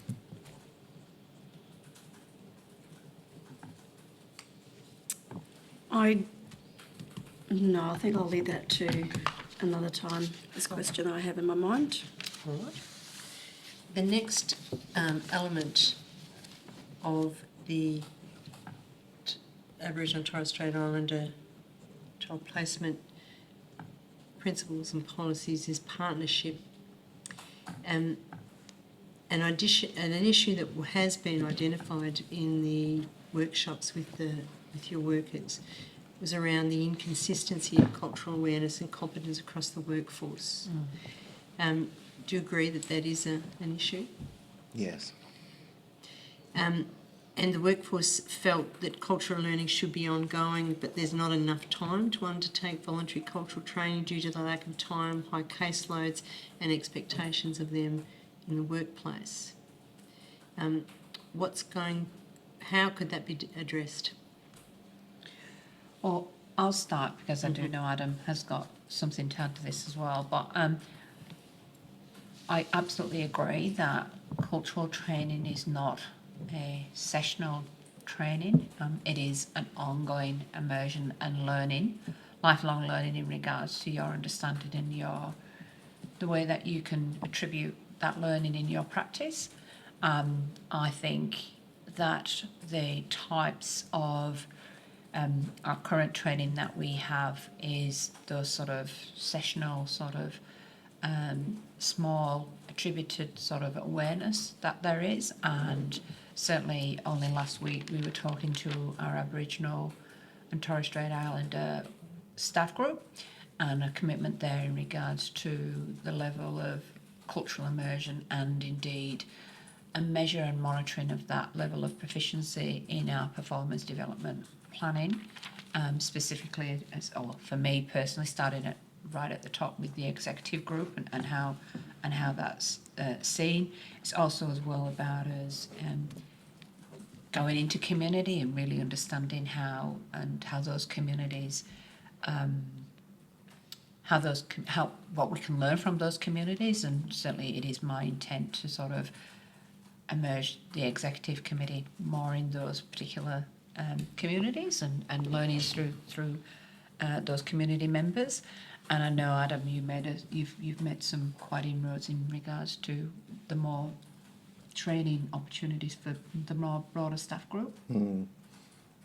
Yeah, in particular, some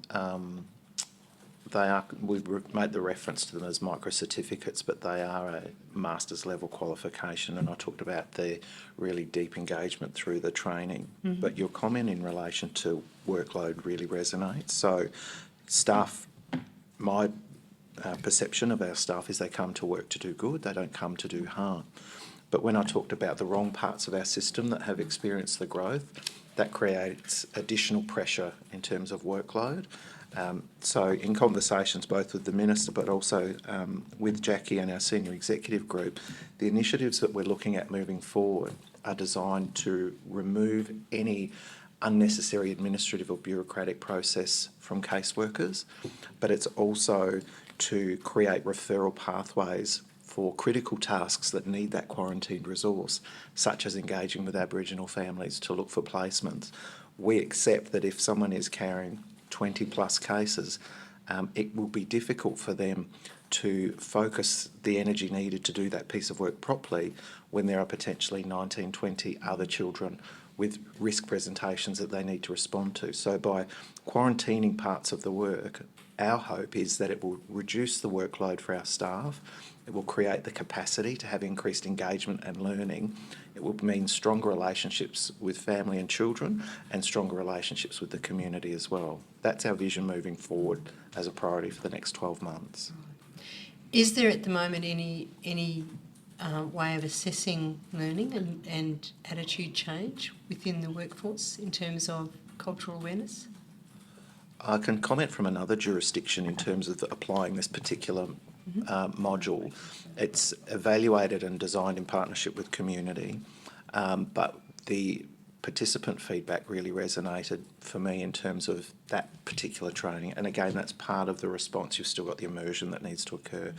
But the most common theme that came back from the child protection workers that participated in that training in another jurisdiction was, how could a system let me engage with Aboriginal families not knowing what I just learned? It is so powerful that it changes people's perception. They look at the clinical assessments with a new layer. It's far more evidence-based, and it really gives staff that extra insight to be respectfully more curious in the community and to start reaching out and establishing relationships. So where's that model come from?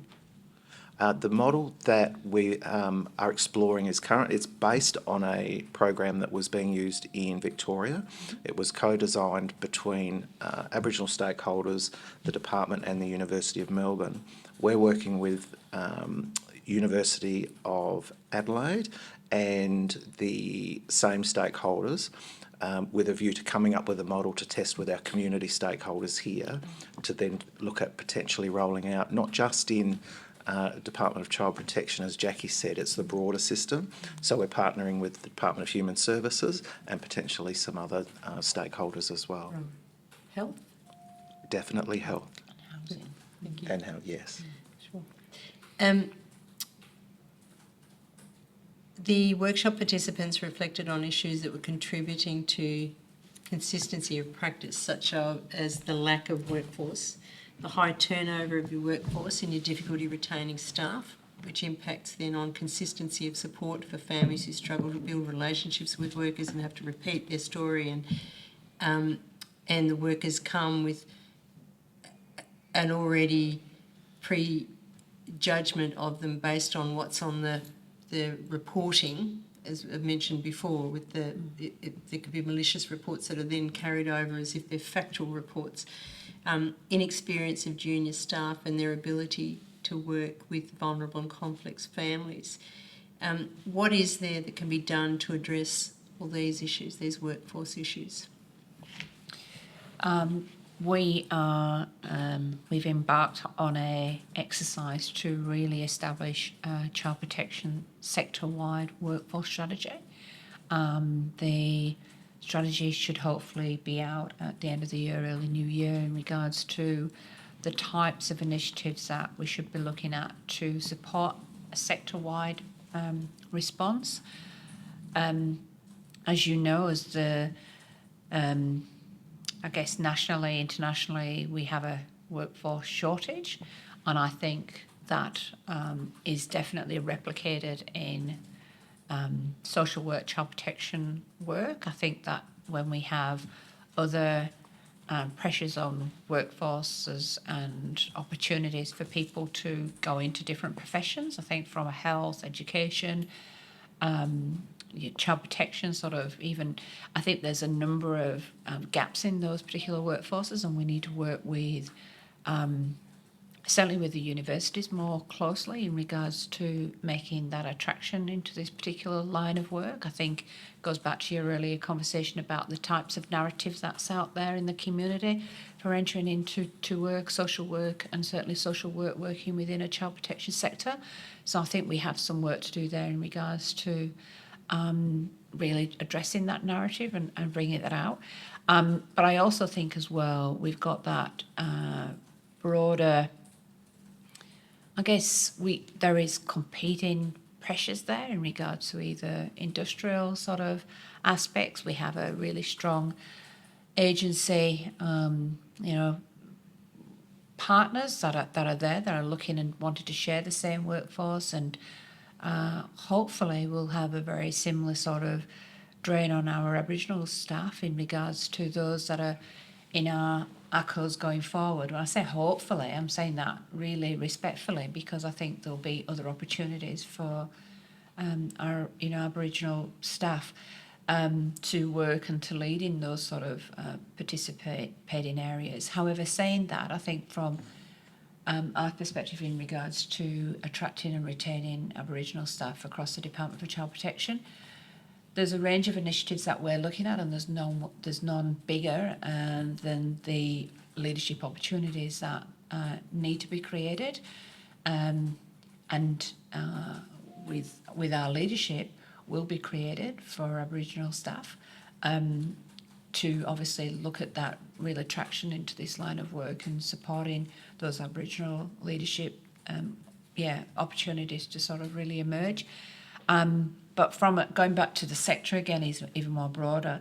I think there is an enormous amount of work that we need to do to make this line of work more attractive for early entries from out of university, or indeed not those qualified staff, other aspects of the work that we do, which is just as much warranted in regards to supporting positions, youth work, not just to sort of highlight on our social work.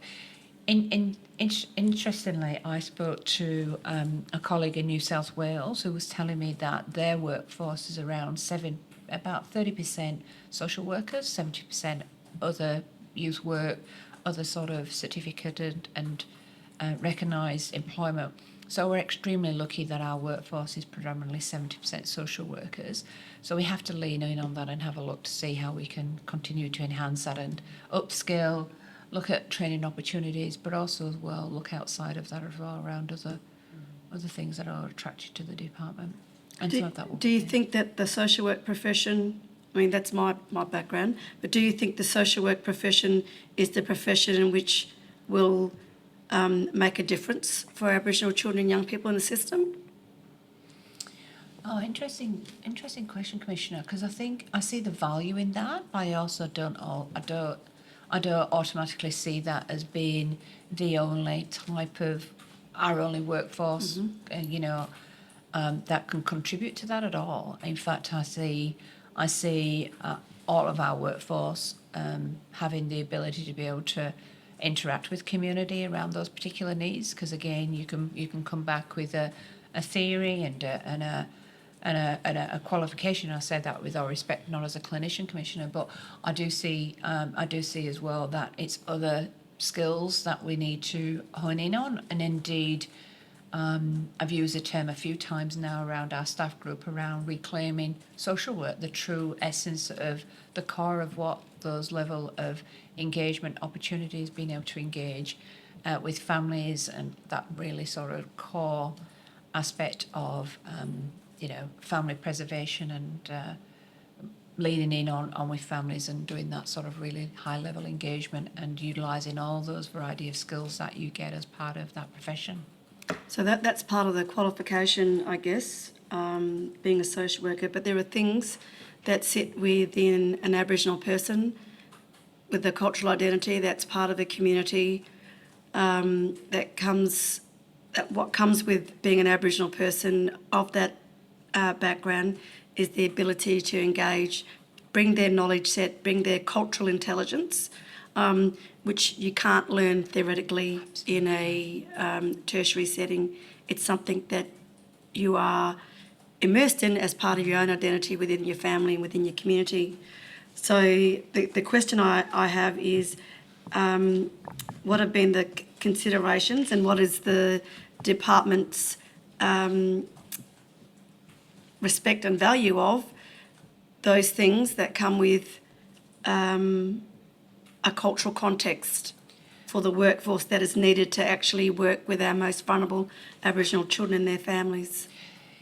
Absolutely, and Commissioner, thinking that our current workforce of around 6% are identify as Aboriginal and Torres Strait Islander, I would actually say you're absolutely right in regard to you cannot have those, you cannot learn that, that level of what you bring and knowledge and cultural authority and insight and values. You cannot learn that. So we have to grow our workforce, our Aboriginal workforce and Torres Strait Islander workforce, to be able to embed that level of culture and set the tone around that culture and knowledge across the whole of our workforce. But there is many things we can do leading in from the training, but it's also as well about the number of Aboriginal staff that we have within our workforce, bringing that knowledge and sharing gracefully with us that learning to try and, you know, adopting the way that we do our work. That's the only way that you'll get that sort of knowledge through. Chief Executive, can I ask, is the reason that South Australia's workforce consists of 70% of social workers as distinct from the other jurisdictions you're talking about because we haven't recognised that strength of that Aboriginal people can bring without having a qualification, that we've required qualifications to be able to work within the department in the past? The conversation that I had with somebody in New South Wales was coming from a place of where they were trying to recognise the theory and, as Commissioner said, through the training and qualifications that they get in regards to that sort of real societal sort of impact and what they have and the skills and the abilities and attributes that they have through that particular qualified learning. I wouldn't attribute that to thinking that that's what I think our workforce or indeed it doesn't recognise the other workforce that we have and do have and those skills and attributes that they bring as well. I think in the contents of my conversation in New South Wales, it was about embedding reclaiming social work in that particular case of where I thought there was an opportunity for, I guess, rebalancing what I would consider at times a very heavily process-driven compliance level of the work that we do into a sort of a more sort of recognising the child, recognising the family, that sort of aspect there, really. Yeah. Then what I've heard from some of the Aboriginal organisations through contracts is that there is an expectation, or through the contracting arrangement, particularly program level funding, that social work qualifications are a requirement of entering into the contract for the people that you recruit into those programs, which ultimately then translates into non-Aboriginal workers on most occasions, more than often, working with the Aboriginal child and family. At what point will the system understand the need to actually look at what is appropriate in that program with regard to the contracts that are provided to those Aboriginal organisations? I think you've absolutely touched on something there. It goes back to our conversation about the contracts, because what I'd really like to identify is some of those barriers and constraints that are in those types of engagement, and because for me personally, I think about if we're looking to engage community in Aboriginal communities, or indeed the broader community as a whole, there is a particular skill set that we're actually looking to work with and commission, and the services and the outcomes that are derived at being within the community, with those values from the community, with that insight of the community, and let's be, when we think about, I refer to the term sometimes around how things are, how things need to be, that those terms around what it is that this community require and these children and young people require, and I don't think wholeheartedly, unless it's a different level of service provision that you're acquiring for whatever reason, that should be determined by that level of qualification. So it's a sort of back to the community, what it is that we're actually looking to commission, what it is that we're looking to partner with, and what are we actually what outcomes are we actually looking for? And I think that should then derive at what level of who we actually want as part of that. But that I'm fully committed to having a look at that as part of our commissioning and contract sort of enhancements. Would it be fair to say that one of the challenges you're going to have in that is the reluctance of Aboriginal people to be wanting to be part of the child protection system at all? Indeed, and I think that goes back to, we are still seen as welfare, we are still seen as, and statistics are showing that we're still removing children at a higher rate than any other part of our broader community. So, respectfully, I think that is something that we have to work very hard at, we have to work very hard at developing those relationships with community to sort of really address those concerns that community have of us. And how do you do that? I think there's a range of different things that we need to do. But first one is to really demonstrate how we will work with community. We will listen, and then we will demonstrate a different level of service provision and operating. We have to demonstrate what we need to do to be able to do that. Interestingly, going back as well to that broader conversation around, we have social workers, we have health workers, we have police officers all working in the child protection system, yet we are the ones that are seen as a child protection system. So that I know that there's a narrative out there across government, even down to across, our NGO partners, etc., is that we tend to sort of lean in and talk about we're not the department, in fact, actually, it doesn't even say the Department of Child Protection. We've got this narrative out there, which is, are you from DCP? Are you DCP? And we need to work really hard at trying to address that. But we will only do that as well through some other sort of moves that we need to do around,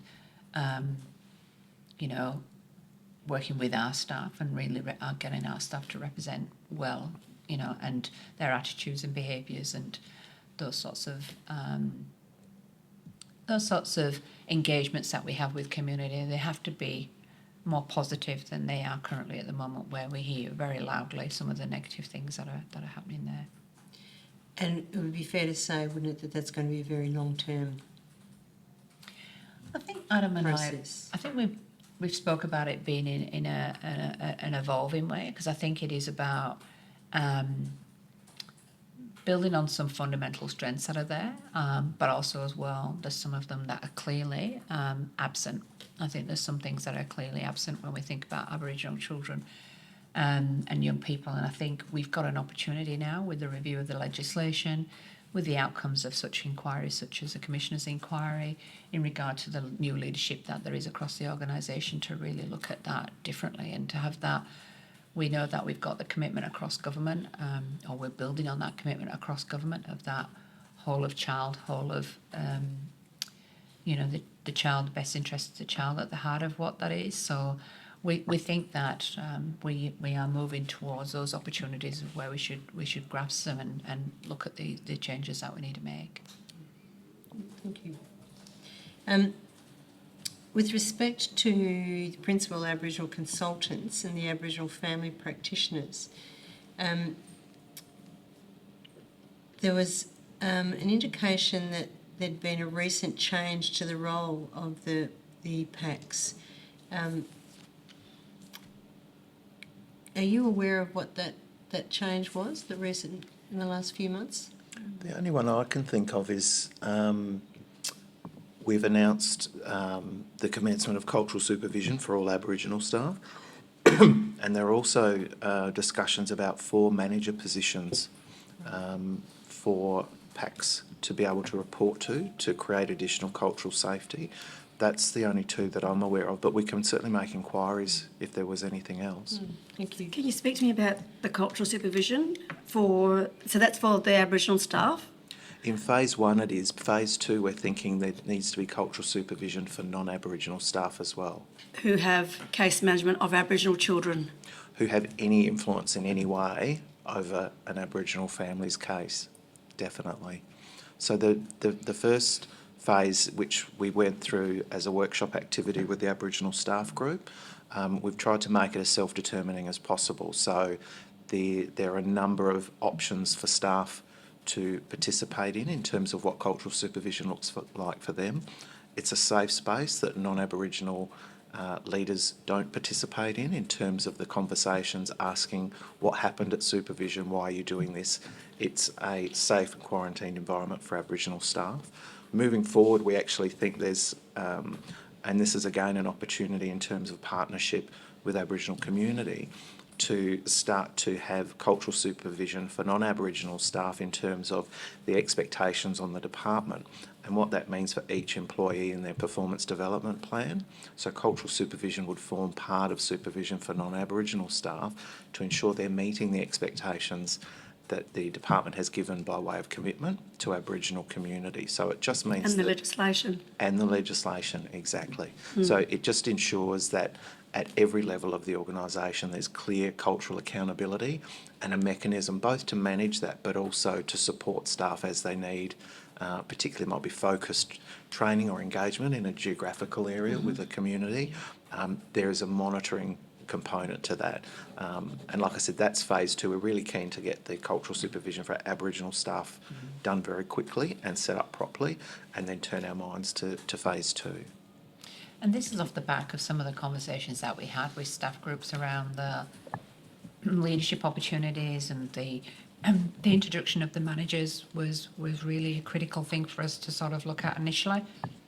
And then that bigger, broader one, and it was probably remiss of me as well not to mention as part of the inquiry that we have the final touches happening to our Aboriginal workforce plan as well. So that will be hopefully out in the new year. We've got some feedback mechanisms still out with our Aboriginal staff group, but that is pretty much... That closed Friday, staff were supportive, so that's something we can... Those are the manager positions. No, that's the overall Aboriginal employment strategy for the department. There was extensive consultation and we brought that to a close at the All Aboriginal Staff event last week, and then staff had a couple more days for input, and yeah, it was very positively received. And just going back in terms of your cultural supervision of all staff, who's going to do that supervision? So that forms part of the self-determining approach. We're of the view that it should be a non-Aboriginal person, but there may be some Aboriginal staff who wish to have, that it should be an Aboriginal person. About to correct you. Long day and I haven't sipped enough coffee this afternoon.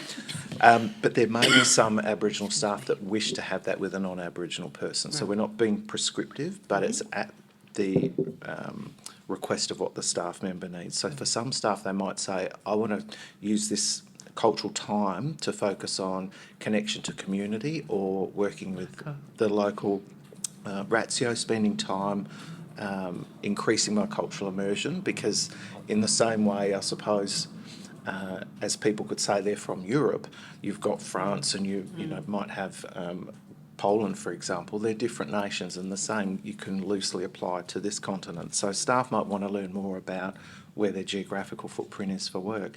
It could also be, going back to Jackie's comment about career progression and mentoring. So we want to make sure that that framework and the self-determining principles apply, and that the staff are at the centre of that.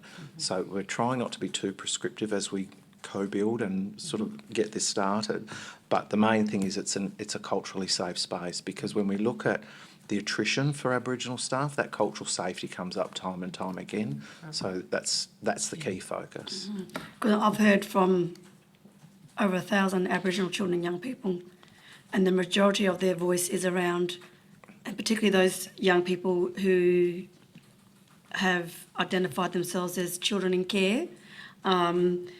They talk about the need to have an Aboriginal person in front of them, and whether it be in the school, whether it be through their care experience, whether it be their time in a sporting club, whatever.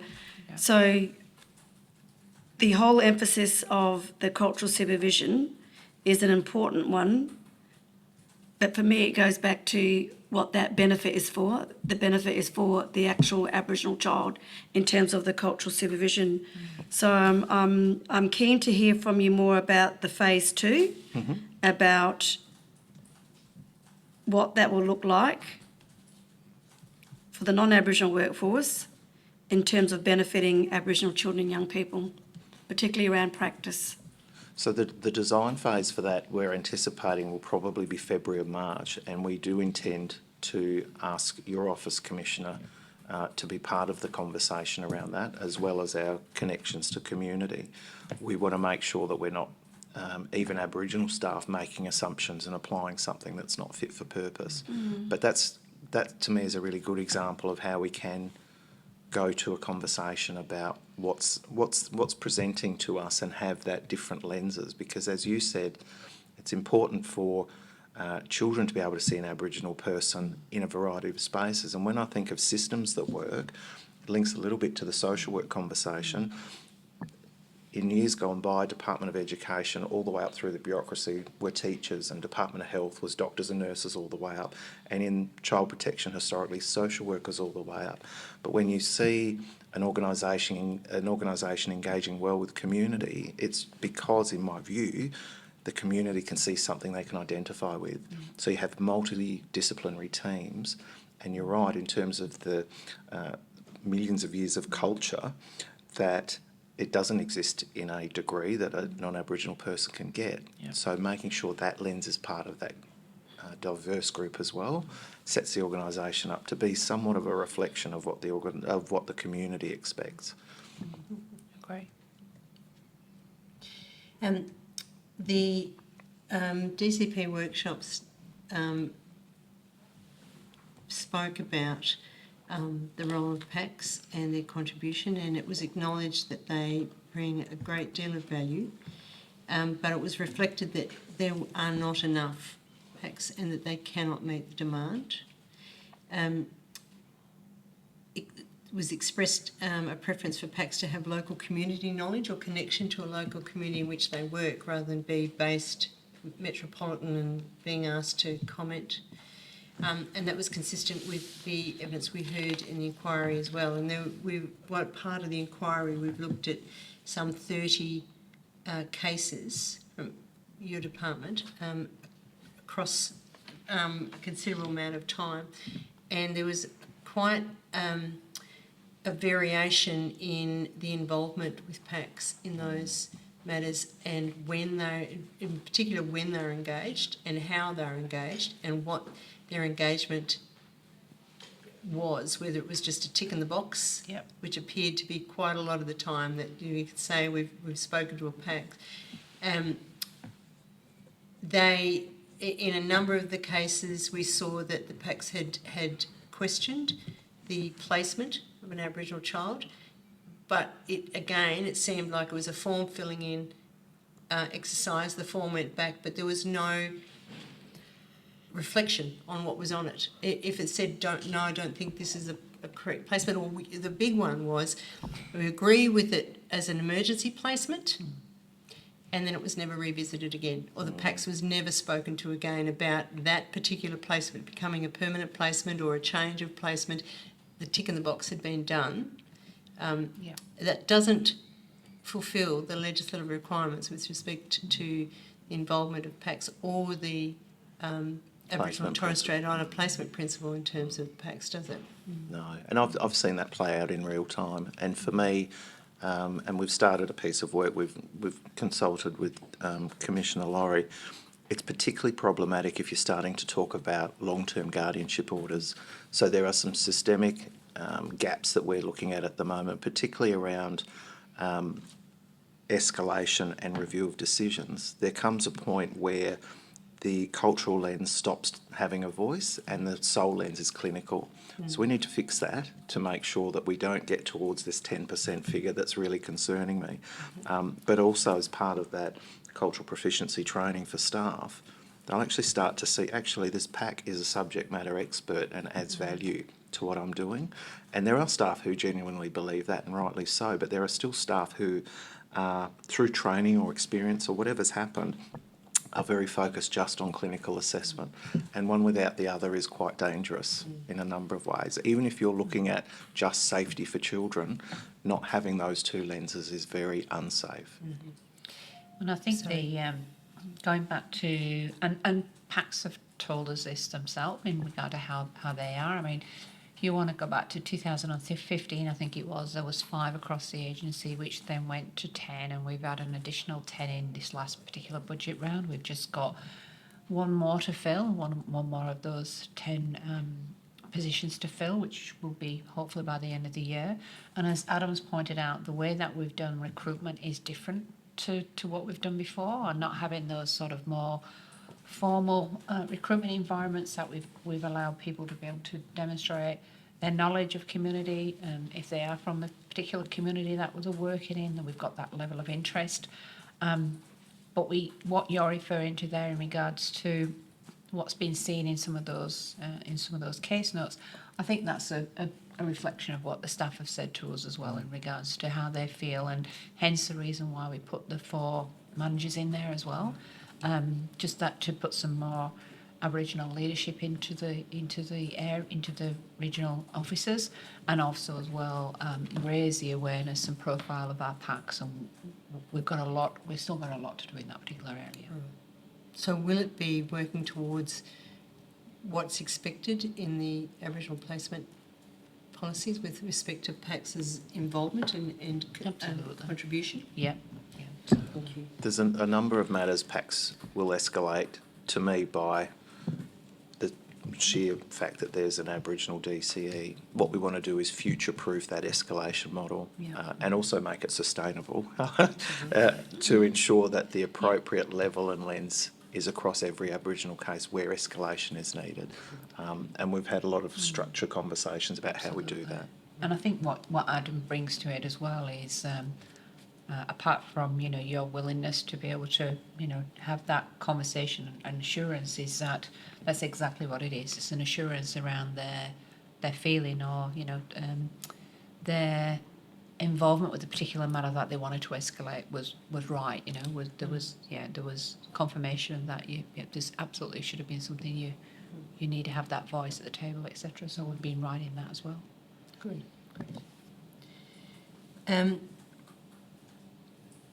So it would be fair, wouldn't it, that in the past, the involvement of PACS and the advice being sought from them hasn't actually reached the level of active efforts that the partnership has it? Would you say that? Would you? I'd say that's a fairly reasonable assessment across multiple jurisdictions. And it comes back to that understanding of the value of those specialists. We've touched a bit on issues around recruitment and retention of Aboriginal workforce.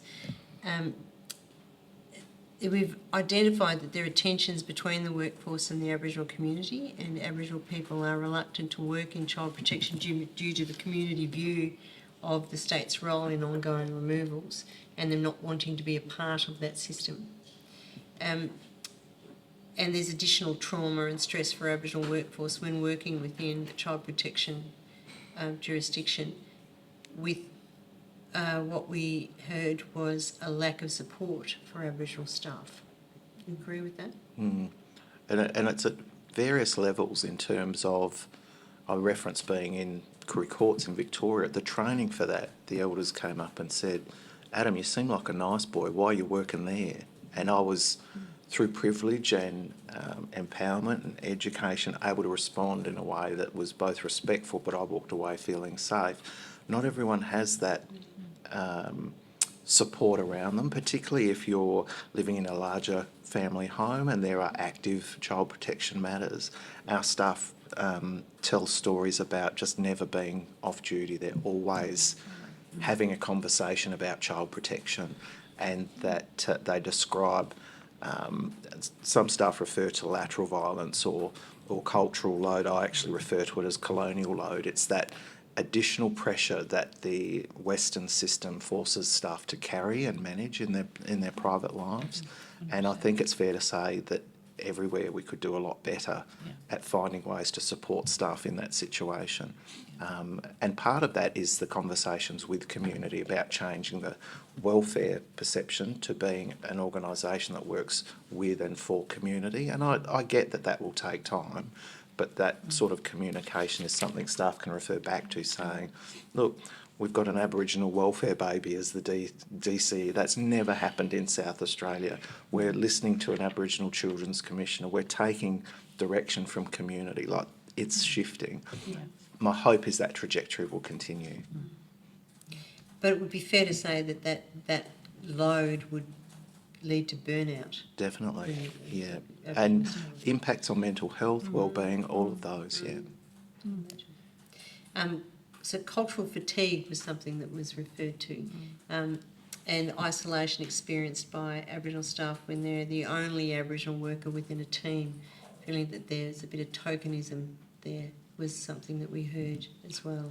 I have shifted my perception on terms like cultural fatigue or cultural load. I feel that it is actually a colonial fatigue and colonial load that when we, and this again is our view as an Aboriginal person, I draw strength from culture, I draw privilege from being asked questions by elders. The load is having to paraphrase so many matters to non-Aboriginal people. It's having to carry that extra weight in community of working in child protection. And they're things that come from a colonial model. They're in no way to do with culture. So for me, that onus sits... Culture doesn't fatigue. Yeah, yeah. Can I just pick up on that, Dawn, a little bit as well in regards to the sort of the identification of the tokenism and indeed singly sort of appointment of Aboriginal staff. Clearly one of the things that we need to do there is increase the number of all staff and Aboriginal staff into all positions, should I say.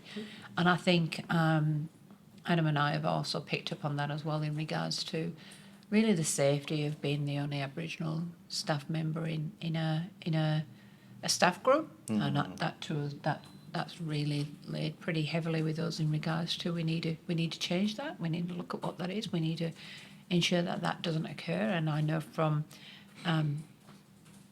my experience in where we've recruited Aboriginal staff to sort of particular work in an area, especially if regional and remote areas, that we need to really lean in on that and actually identify that's not really culturally safe to have a one Aboriginal person to do that, not in regard to competencies or anything like that, but actually that's not, I think there's an element of where we're setting that individual up to fail, and they need to be able to, the reason that they're there is for them to feel safe in speaking up and changing practices and what it should look like. So only last week we spoke to the staff group about that and what we endeavour to do going forward, I guess, really.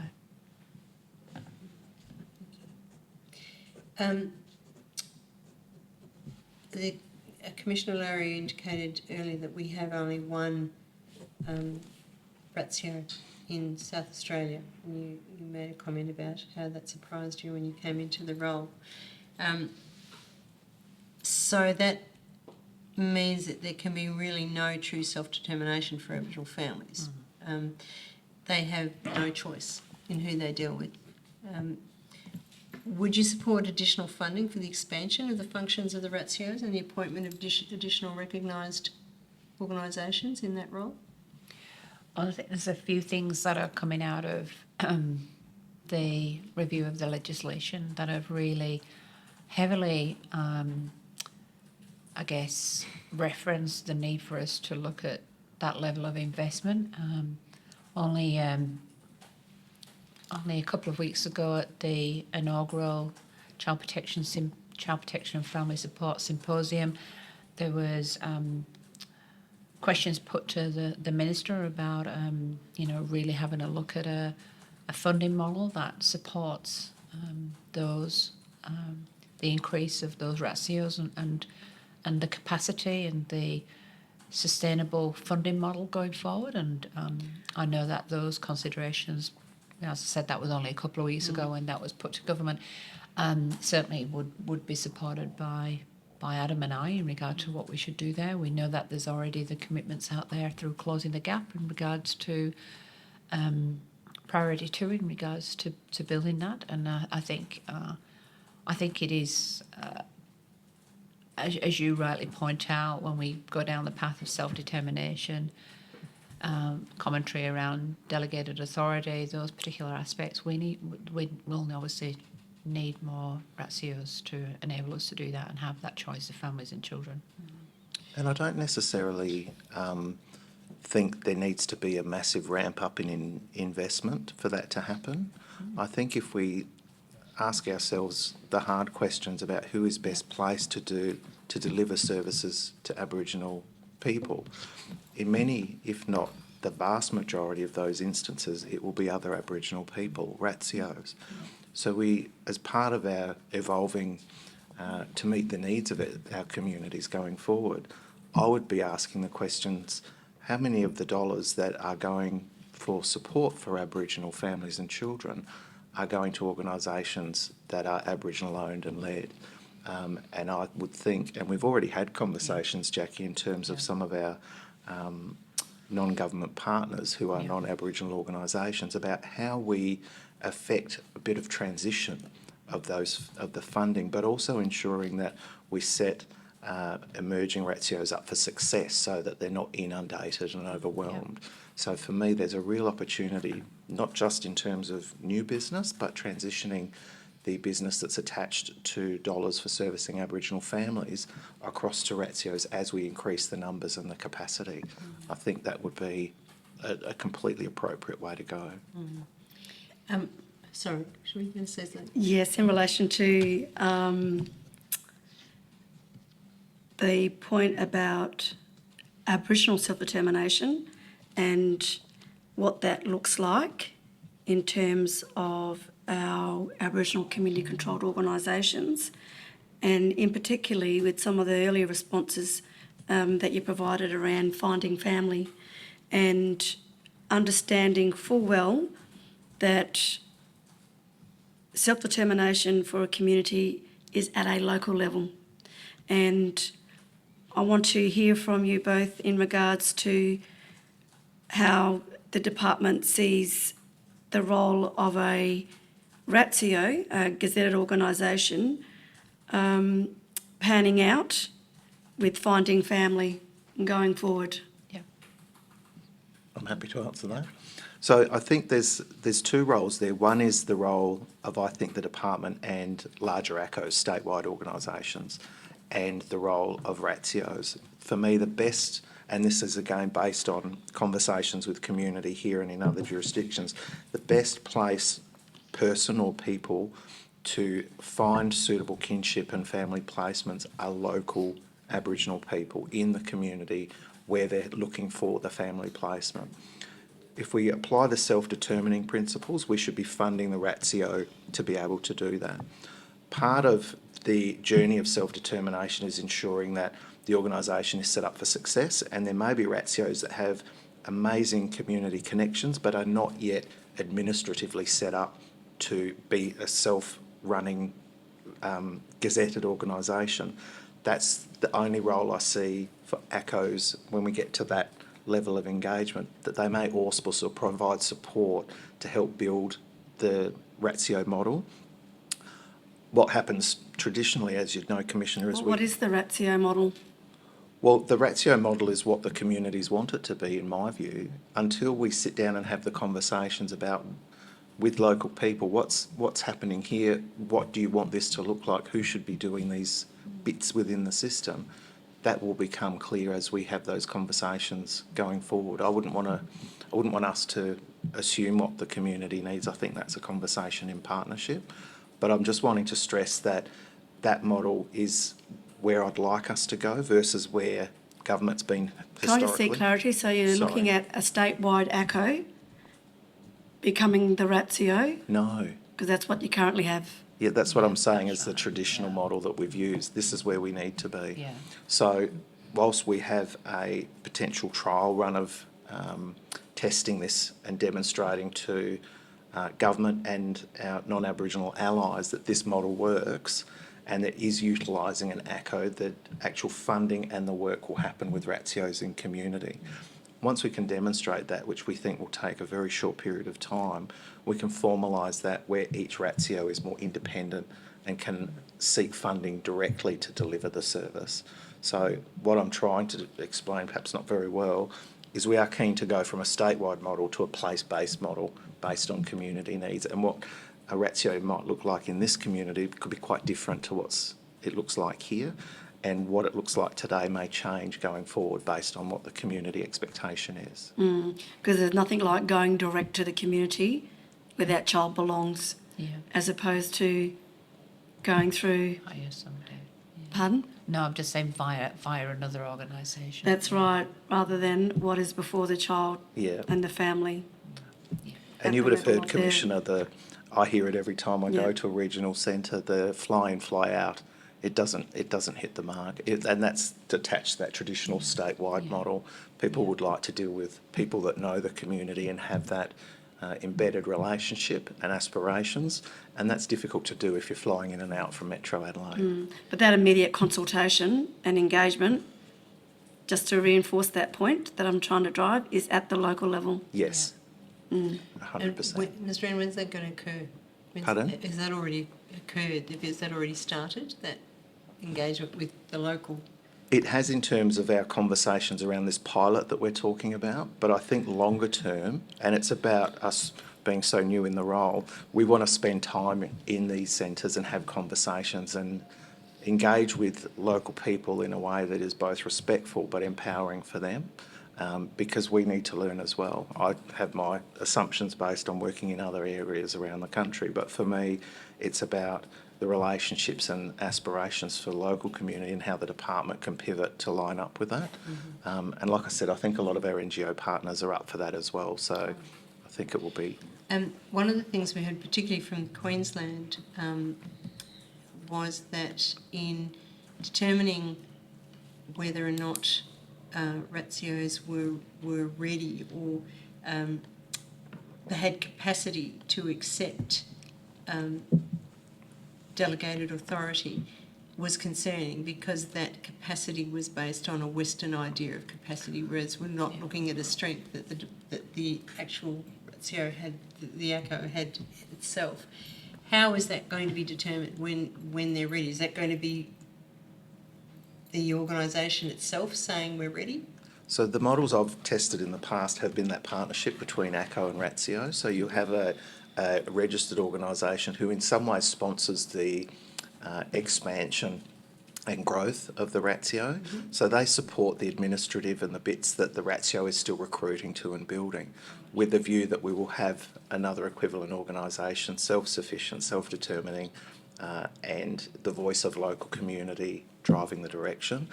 The role of the ACO in those models is purely empowerment, support, training. It's not directing, it's just an uplifting model. That's worked well interstate, and I suspect it would work well here, but again, it comes back to that commitment to self-determination, having those conversations with local community to see if that is something that would be of benefit for local ratios, or do we look at something else based on community voice? Well, I can tell you now, I've heard directly from Aboriginal communities, and they are interested and wanting to lead their decision making with the families regarding their children, and for not a third party to consult with them about decisions to do with their children. The direct decision making is with them and their families. So I can't stress that enough in terms of what self-determination looks like for an Aboriginal child and their family at the community level. We would Can't all stress expect enough, that. yeah. It's not unreasonable, is it? Yeah. I mean, we would all expect that. Yeah. And I think as well, what we're speaking to you here today, right on the cusp of looking at an initiative, and right on the cusp of just starting and commencing. We know we need to do something, and we also as well are being brave and bold to sort of say we're not going to wait. We're not going to wait any longer. But I feel, and Commissioner, I hope this alleviates some of your, because we hear you loud and clear. We absolutely do think that we will, we start, and we actually then start going into actually how do we make sure that's even there? How do we take that model from where it is now? If we lean in, listen to the local community, what is that actually saying? And like you said, I think it is about us, because the concept that we've got around doing something now is for all children, and we absolutely know that we need to do things differently for Aboriginal children. we know that we've got our initial partners, but we also as well loudly and clearly know that if we were to expand on that or take that concept, there's already proven concepts out there. We've already got a loud voice of the community. So I think it's about us evolving, but not waiting another 6 or 12 months before we're still defining and developing.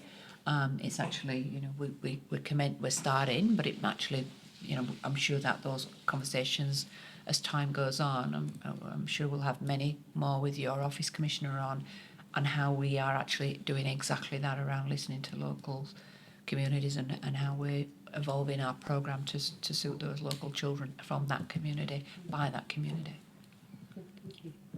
It appears that at the moment there are some gaps between policy and practice. The Act requires the consultation with the Ratio for placement decisions. However, the case file reviews undertaken by the inquiry have identified that there are a number of flaws and inconsistencies, such as there are delays in consultation with the ratios, particularly in the case of emergency removal and placements. And an analysis of 12 of the case files, the average time for consultation was 43 days after placement. Some were up to 6 months after placement. So, as I said before, with the PACs, it was a tick in the box exercise. They were not involved in any decisions about the placement or the appropriateness of the placement. The consultation wasn't taking place in every decision. For example, the ratio may have been consulted and approved temporary placements, but those placements were made permanent without any further consultation.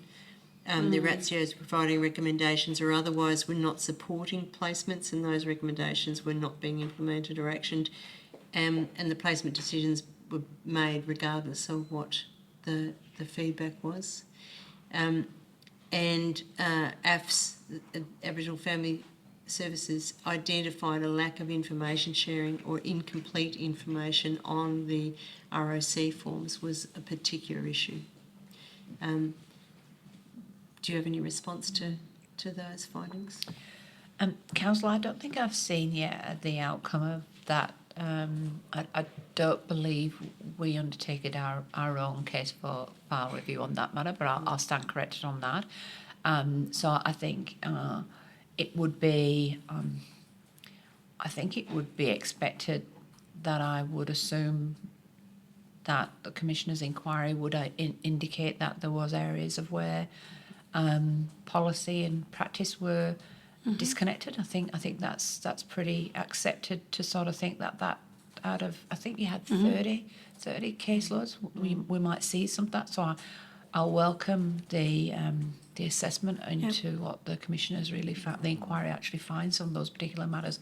I do think, as I said, without that and with it notwithstanding, I think it's an assumption that there would be some improvements to be made there. I really look forward to seeing what they are, because I think even my conversations that I've had with AFS and as I've met with their board a couple of times now, there was certainly identification of improvements that should be made between the department and between the two agencies, yeah. And I take it that consultation's ongoing. Is it with AFS? Oh, you mean department? a partnership? Yeah, absolutely, yeah. Thank you. The next topic I wanted to take you through was the ACOs, the Aboriginal Community Controlled Organisations. And there's clear evidence from not just across Australia but internationally that Aboriginal children and families achieve better outcomes when the services are delivered at the local level, as the Commissioner raised earlier. The Better Start data shows that 1 in 5 Aboriginal controlled programs have a wait list of longer than 4 months. So how can we ensure that the programs are better resourced to meet that sort of demand? And Commissioner, I'm not sure if I've seen those stats from the 1 in 5. That's I'm very interested in what that types of wait lists are there. I again, and this might be a result of Adam and I absolutely respectfully wanting to attend today, as having the most senior leadership here. It might be something that my colleagues would be able to answer more fulsomely, but for me, the waiting list, because I absolutely agree entirely. The evidence is there of the better outcomes that are delivered when children and young people and families interact with ACOs than with us. Have you a view on have you anything? I probably wouldn't challenge this. I think it's probably not an unreasonable figure. What I would say is it points to that issue we spoke about before about the wrong part growing, and it highlights to me the importance of containing that and putting the money back where it's needed. This is a great example. If we could fix that, you would see less of that flow through to particularly residential care. Yeah. I just think that's a really good reminder for us of the important work in moving the money where it needs to be. And I'm not sure if Better Start went to the level of detail around potentially some of those services that were required as part of that, because that would be just so interesting and so useful tools as well around that proportionality, around the recommissioning or diverting resources as well. That'd be really powerful as well to One of the big ones was drug and alcohol drug and alcohol counselling Yeah. and the mental health counselling. Yeah. People who have no private health insurance, which is the Yeah. majority of the people who Yeah. are impacted with Yeah. the poverty issue. Yeah. That there are limited resources available to them. So if they're Yeah. given, Yeah. with the legislation saying a decision needs to be made within, I think, 6 months with a new Yeah. board, and you've got to wait 5 months to get Yeah. into a drug and alcohol, Absolutely. you don't. Yeah. You're set Yeah. up for failure. Yeah. You don't stand a chance. Yeah. So it's And just- then the decisions are made for long-term orders, and there's no capacity to revisit those. Really. Yeah. And so that's one of the big issues. And of course, the outcomes of this inquiry would certainly assist in some of those conversations for us as a department. Absolutely. Certainly. There are also issues around funding that were raised, and we've heard the tender process for funding for ACOs is often a closed process and offered exclusively to already existing organisations working in the space. And I can see that you've spoken to developing those down the track, but it would appear when it's something that's fairly urgent to address. Definitely. What I've heard in other jurisdictions, I don't know if it was raised with your council, but ACO partners referenced having more oversight and governance than their non-ACO peers as well, which I think speaks to our cultural competency as government. So I think there's some opportunity there, but definitely it's an urgent response needed. The existing funding is based on government-led contracting models with a Western lens and not culturally appropriate. Yeah. And the ACOs feel that they need to provide ongoing justification for their funding, which means that in essence they're just an arm of the existing system rather than a self-governing system. Yeah. So they're not designed to meet the community need in a culturally appropriate and safe way. It speaks to a lack of self-determination for Aboriginal organisations, really, and they felt that they were just really a replica of the department, which was not what they wanted to be. And the biggest missed opportunity comes back to the Commissioner's point that sometimes the best connected response comes from the smallest of organisations, and you think about the capacity to push back against such a powerful machine. It's a lost opportunity. And as you were saying earlier, the ability for them to even put in tenders for funding because they haven't got the money and the cash to do it. So is it the case that the government does intend to address the deficiencies with the current funding model for Aboriginal controlled organisations? I'd like to speak to a couple of points there, really, because I just want to go back and just reaffirm with you my knowledge around currently at the moment is we are procuring services, and that brings into the commentary by our ACOs in regards to seeking the department's response in regard to service provision, delivering that service provision, where actually my background as well as a Commissioner of Services when I was overseas is that if you truly want to commission services, you're going to somebody who's got the expertise. In this particular case, we're going to the ACOs. We know we can't deliver it. They've got to deliver it. They're the ones that can actually deliver this particular concept. If to really enter into a partnership around how we commission those services then. So they advise us around what it is to achieve the outcomes that they want to do and how they need to achieve that. And then that's where we enter into that agreement to deliver against those outcomes. It's very, very different. So what we tend to, and we're not on our own here, I think across government, moving into those sort of commissioning, different methodologies around commissioning is slowly but surely sort of taken effect because we're not getting the outcomes that we want, even though we're putting lots of money into them. It's around us actually turning around and really deeply listening and having that and transferring that, I guess that in a sense really the power of sort of saying this is a commission, these are the outcomes that we want, and the service provider saying this is how I'm going to deliver that. We just get caught up in that exchange of provisions, which doesn't actually, it limits then it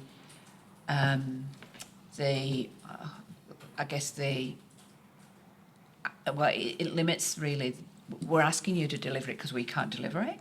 And then we're actually limiting you by saying, well, but you need to deliver it A, B, C in the lines 1, 2 and 3 and report back Monday to Friday. It's not how it works to commission and really commission services in that joint way, in that way of delivering services and outcomes that we want for children and young people. We have to move our methodology. And I'm having A, the background, but B, seeing it, and even more so in around where we don't have the expertise and the community have that expertise, that's what we need to move to. And is that where you are moving to? That is my intention, to move our contracting and the way that we look at service provision. There will be opportunities where we will still have to procure services, but when we were looking at commissioning for outcomes, it's a totally different lens, and I think that's one that we need to move into. As in direct approaches? Not necessarily. It could be. I'm trying to think what the alternative is. Well, I think that term around direct approaches is probably where we talk jointly about outcomes of where they are, and then we talk about how service provisions can be met through that. So it could be multiple people that can actually say that this is what we think we can commission. These are the sorts of things that we think we can do, and what it'll cost government, or the outcomes that we're intended to do. You don't necessarily need to do that with with a direct sort of. It's not like a hotspot of you can still do that in a very competitive market, and actually, but it's where it's community led. It's where you actually say this is what I want to commission and how we want it to look like. So. I don't know. I'm struggling to understand the whole thing about self-determination and commissioning. Yeah. And it might be a case of never the twain shall meet, or it might be about finding the actual right arrangement defined by the Aboriginal community about what works for their children and young people. I think self-determination is a key core aspect of commissioning services differently. That you have to have a service that you have to commission a service which allows that level of self-determination that can occur. So I think it's definitely not never the two should meet, because self-determination is community-led, specifically individually led around the way that that those aspects. So commissioning really is an extension of that in regards to how do you take that to particular service provision. But where I'm going is that there are some things that government believes it's responsible for and therefore needs to commission for outcomes, when the Aboriginal community, in the true sense of self-determination, is that has never been state responsibility. That has always been our responsibility, assumed by the state. Yeah. That's where I was going. Yeah. What's unique for us is there's some activity and actions in that space within our gift, and we can just say we absolutely agree and move forward.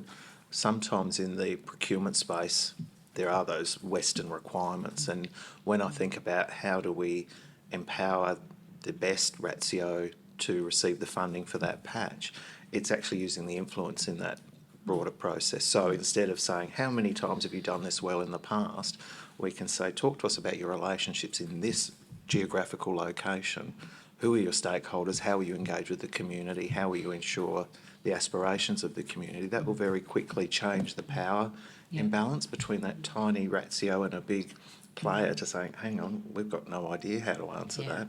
Whereas the strength in that response comes here, not from the glossy print. So I think there are practical ways we can influence now, and there's also things within our gift we can say, no, now we're doing it this way. Yeah.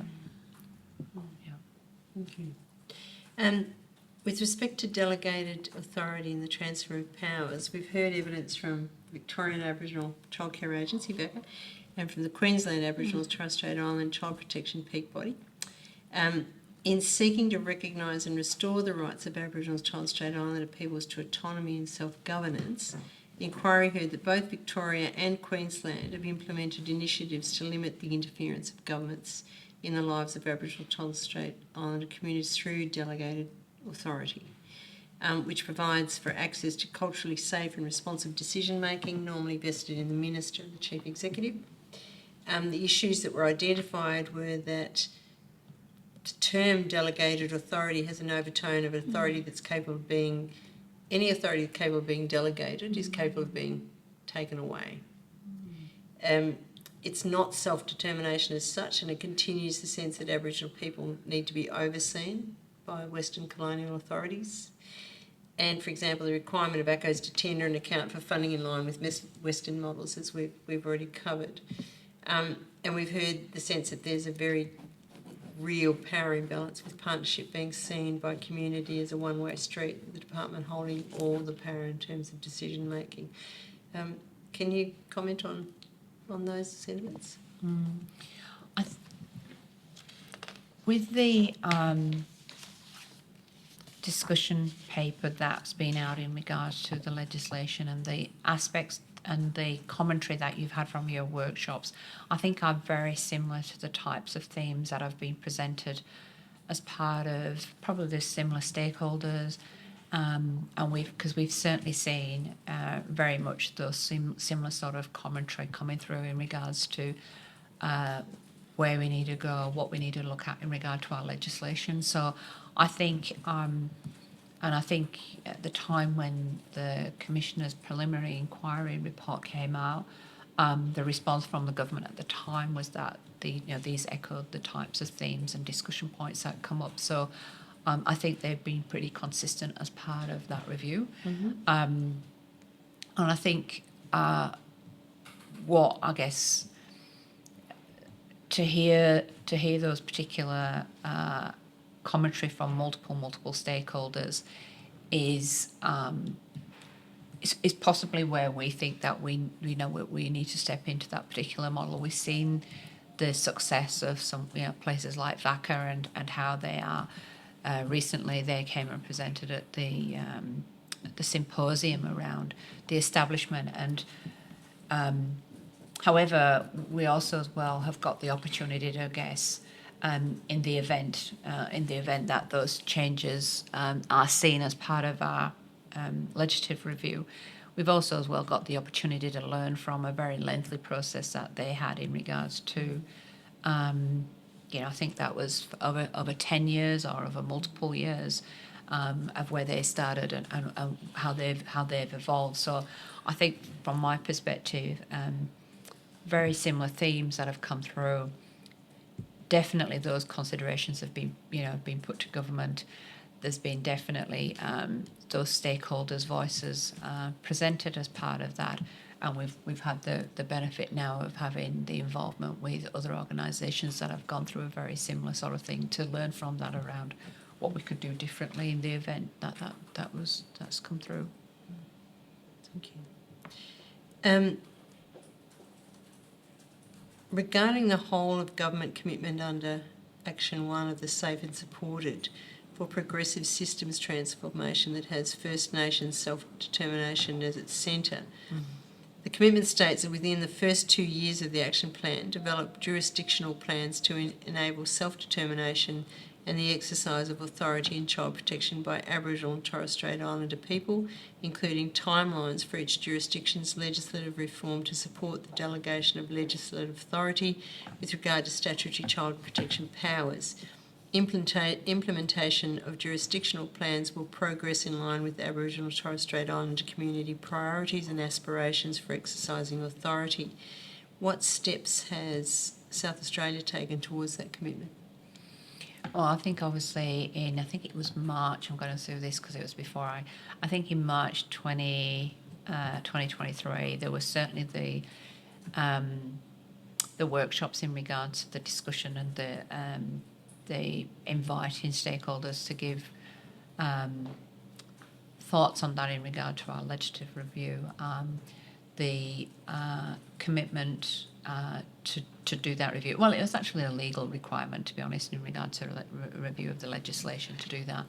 But then, obviously, as part of the Safe and Supported, as part of those particular requirements in those closing the gap and all the other responses in regards to those initiatives, the feedback from the stakeholders have been very much about how we change the legislation significantly. So I think in regards to the timeframes for that, the government are considering those particular feedback in regards to the legislative changes. And I think I certainly, as Chief Executive, was pleased with the Commissioner's initial the preliminary inquiry, and because, and as the Minister said as well, a lot of those themes are things that have definitely come out of those particular amendments. So I think we are on, certainly in the new year, and obviously the outcome of the inquiry as well, we can take into and reflect any other considerations or the government can. It would be, I think we are on track to sort of provide some sort of time frame on how we're going to fulfil those requirements as part of Safe and Supported in regard to that self-determination. Thank you. Commissioner, have you had any further questions about the partnership part of that? Yeah, I sort of have, and its relationship to, I guess, whether it's termed co-design, but it's about working with the Aboriginal community with the fact that there doesn't appear, apart from the Closing the Gap state implementation plan, a coherent plan from the agency, and this isn't about the state plan that all the agencies have signed up to, but a specific plan from the agency in regards to improving outcomes for Aboriginal children and young people. And so, it's more than just Target 12 in the Closing the Gap agreement. I'm wanting to hear from you as to the agency's commitment, if any, to the development of a coherent plan developed in partnership with the Aboriginal community to support better outcomes for Aboriginal children and young people. Although I do believe that is a gap in terms of the agency having a plan that is accessible by the community, that details the key aspects within your agency's responsibilities to drive outcomes, and then within that, I suppose, to build an accountability for working towards and achieving those things that are set out in the plan. So, yes, I'm keen to hear from you as to any decisions being made or commitments to having an Aboriginal plan from DCP. Yeah. And if I may, Commissioner, I'll say that I think you're right, and it's something that Adam and I have observed, that there isn't the one plan, and I think we have just initiated a process. Well, it's several weeks ago now, but it's still underway at the moment in determining the full extent of the range of initiatives that we've got out there across the department, working for both Closing the Gap, the schedule that we have in place in regards to safe and well on its way out and safe and supported, and the first Aboriginal action plan at the national level there, and also as well a range of initiatives that were already in place across the organisation, because it might just be the way that I think it was very difficult for me to establish what it was that we were doing and where the gaps actually were. Adam's highlighted now that we knew that we had a particular focus on Aboriginal employment and what that was, but that whole bigger plan, that one single plan around Aboriginal specific initiatives and what we're doing to address that, and I absolutely agree with, in addition to having the development of a plan, we've also as well got to have that level of accountability. So if we have a plan without that level of accountability in how we're driving that. Now, I'm fully aware of the requirements under what we need to do in regard to Target 12 and indeed the timelines that we've put in place for the schedule, and even the early child development sort of aspects of what we need to do. But it's that one place that we can go to actually have a look at that. So I will say to you that it, although as yet I haven't made a particular commitment because I haven't seen the enormous roadmap that I have in front of me, I think it's going to lead itself into the requirement for us to say, I need all of this coming together on one plan that we can easily look at and see, are we going to achieve the outcomes that we need to do? So I don't know if you've got anything else. I know we've spoke about Katie's doing that piece of work. I like the idea. For me, it's a way to link all of those siloed commitments across the spectrum. Well, you talked about the Aboriginal workforce strategy around the cultural supervision. There's heaps of bits. I'm hearing things, but there is no visible plan that brings it all together, but particularly to drive the outcomes for Aboriginal children and young people. Yeah. And for me, I don't think it's sounding like a duplication. I think it's an alignment. It also will highlight if there are gaps. And the bit I like is the accountability part, because government's good at generating reports on how it's performing, but I think there's an opportunity there to demonstrate that partnership with community, even if it's sort of yourself, Commissioner, or ratios or community elders. I think testing that reporting component, the accountability, is a good way, because that takes us further on that journey of genuine partnership. When we ask the question, how are we doing, I think that's a really great opportunity. But I think the first step would be to look at the bits, bring it together, identify the gaps, and then agree what the reporting would look like.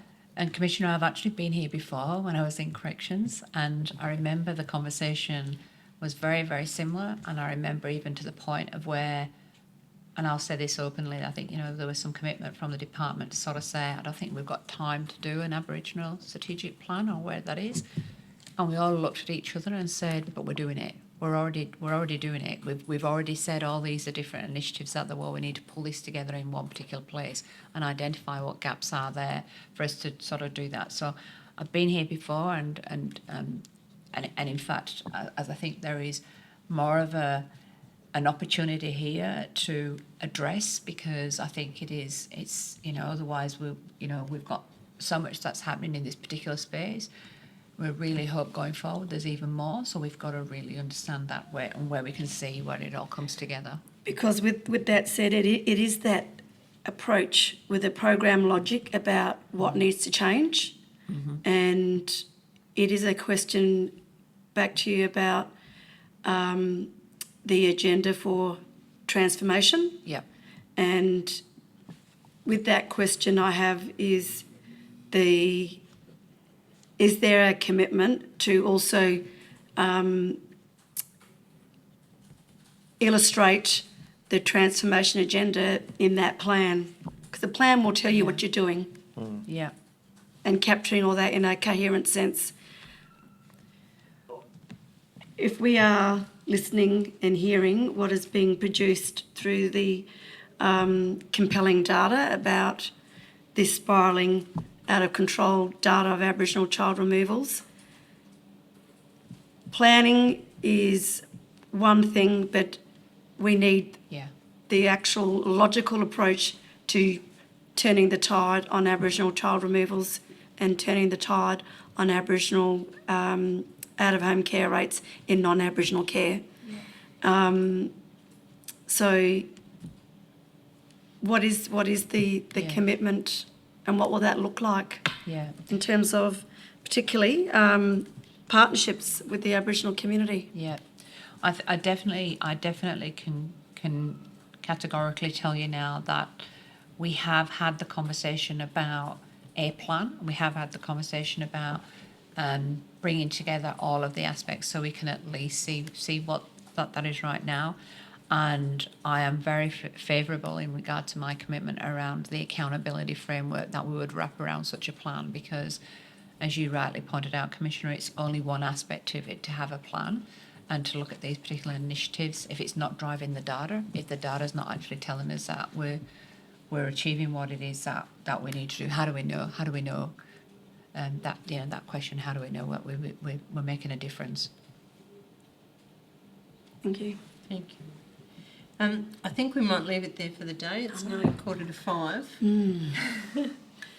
Is it really? Wow. Thank you very much for your evidence today. It's been fantastic, and we'll see you back here at 10 o'clock in the morning. Thank you. Thank you, so Council, much. Commissioner. Thank you. See you tomorrow morning. See you tomorrow morning.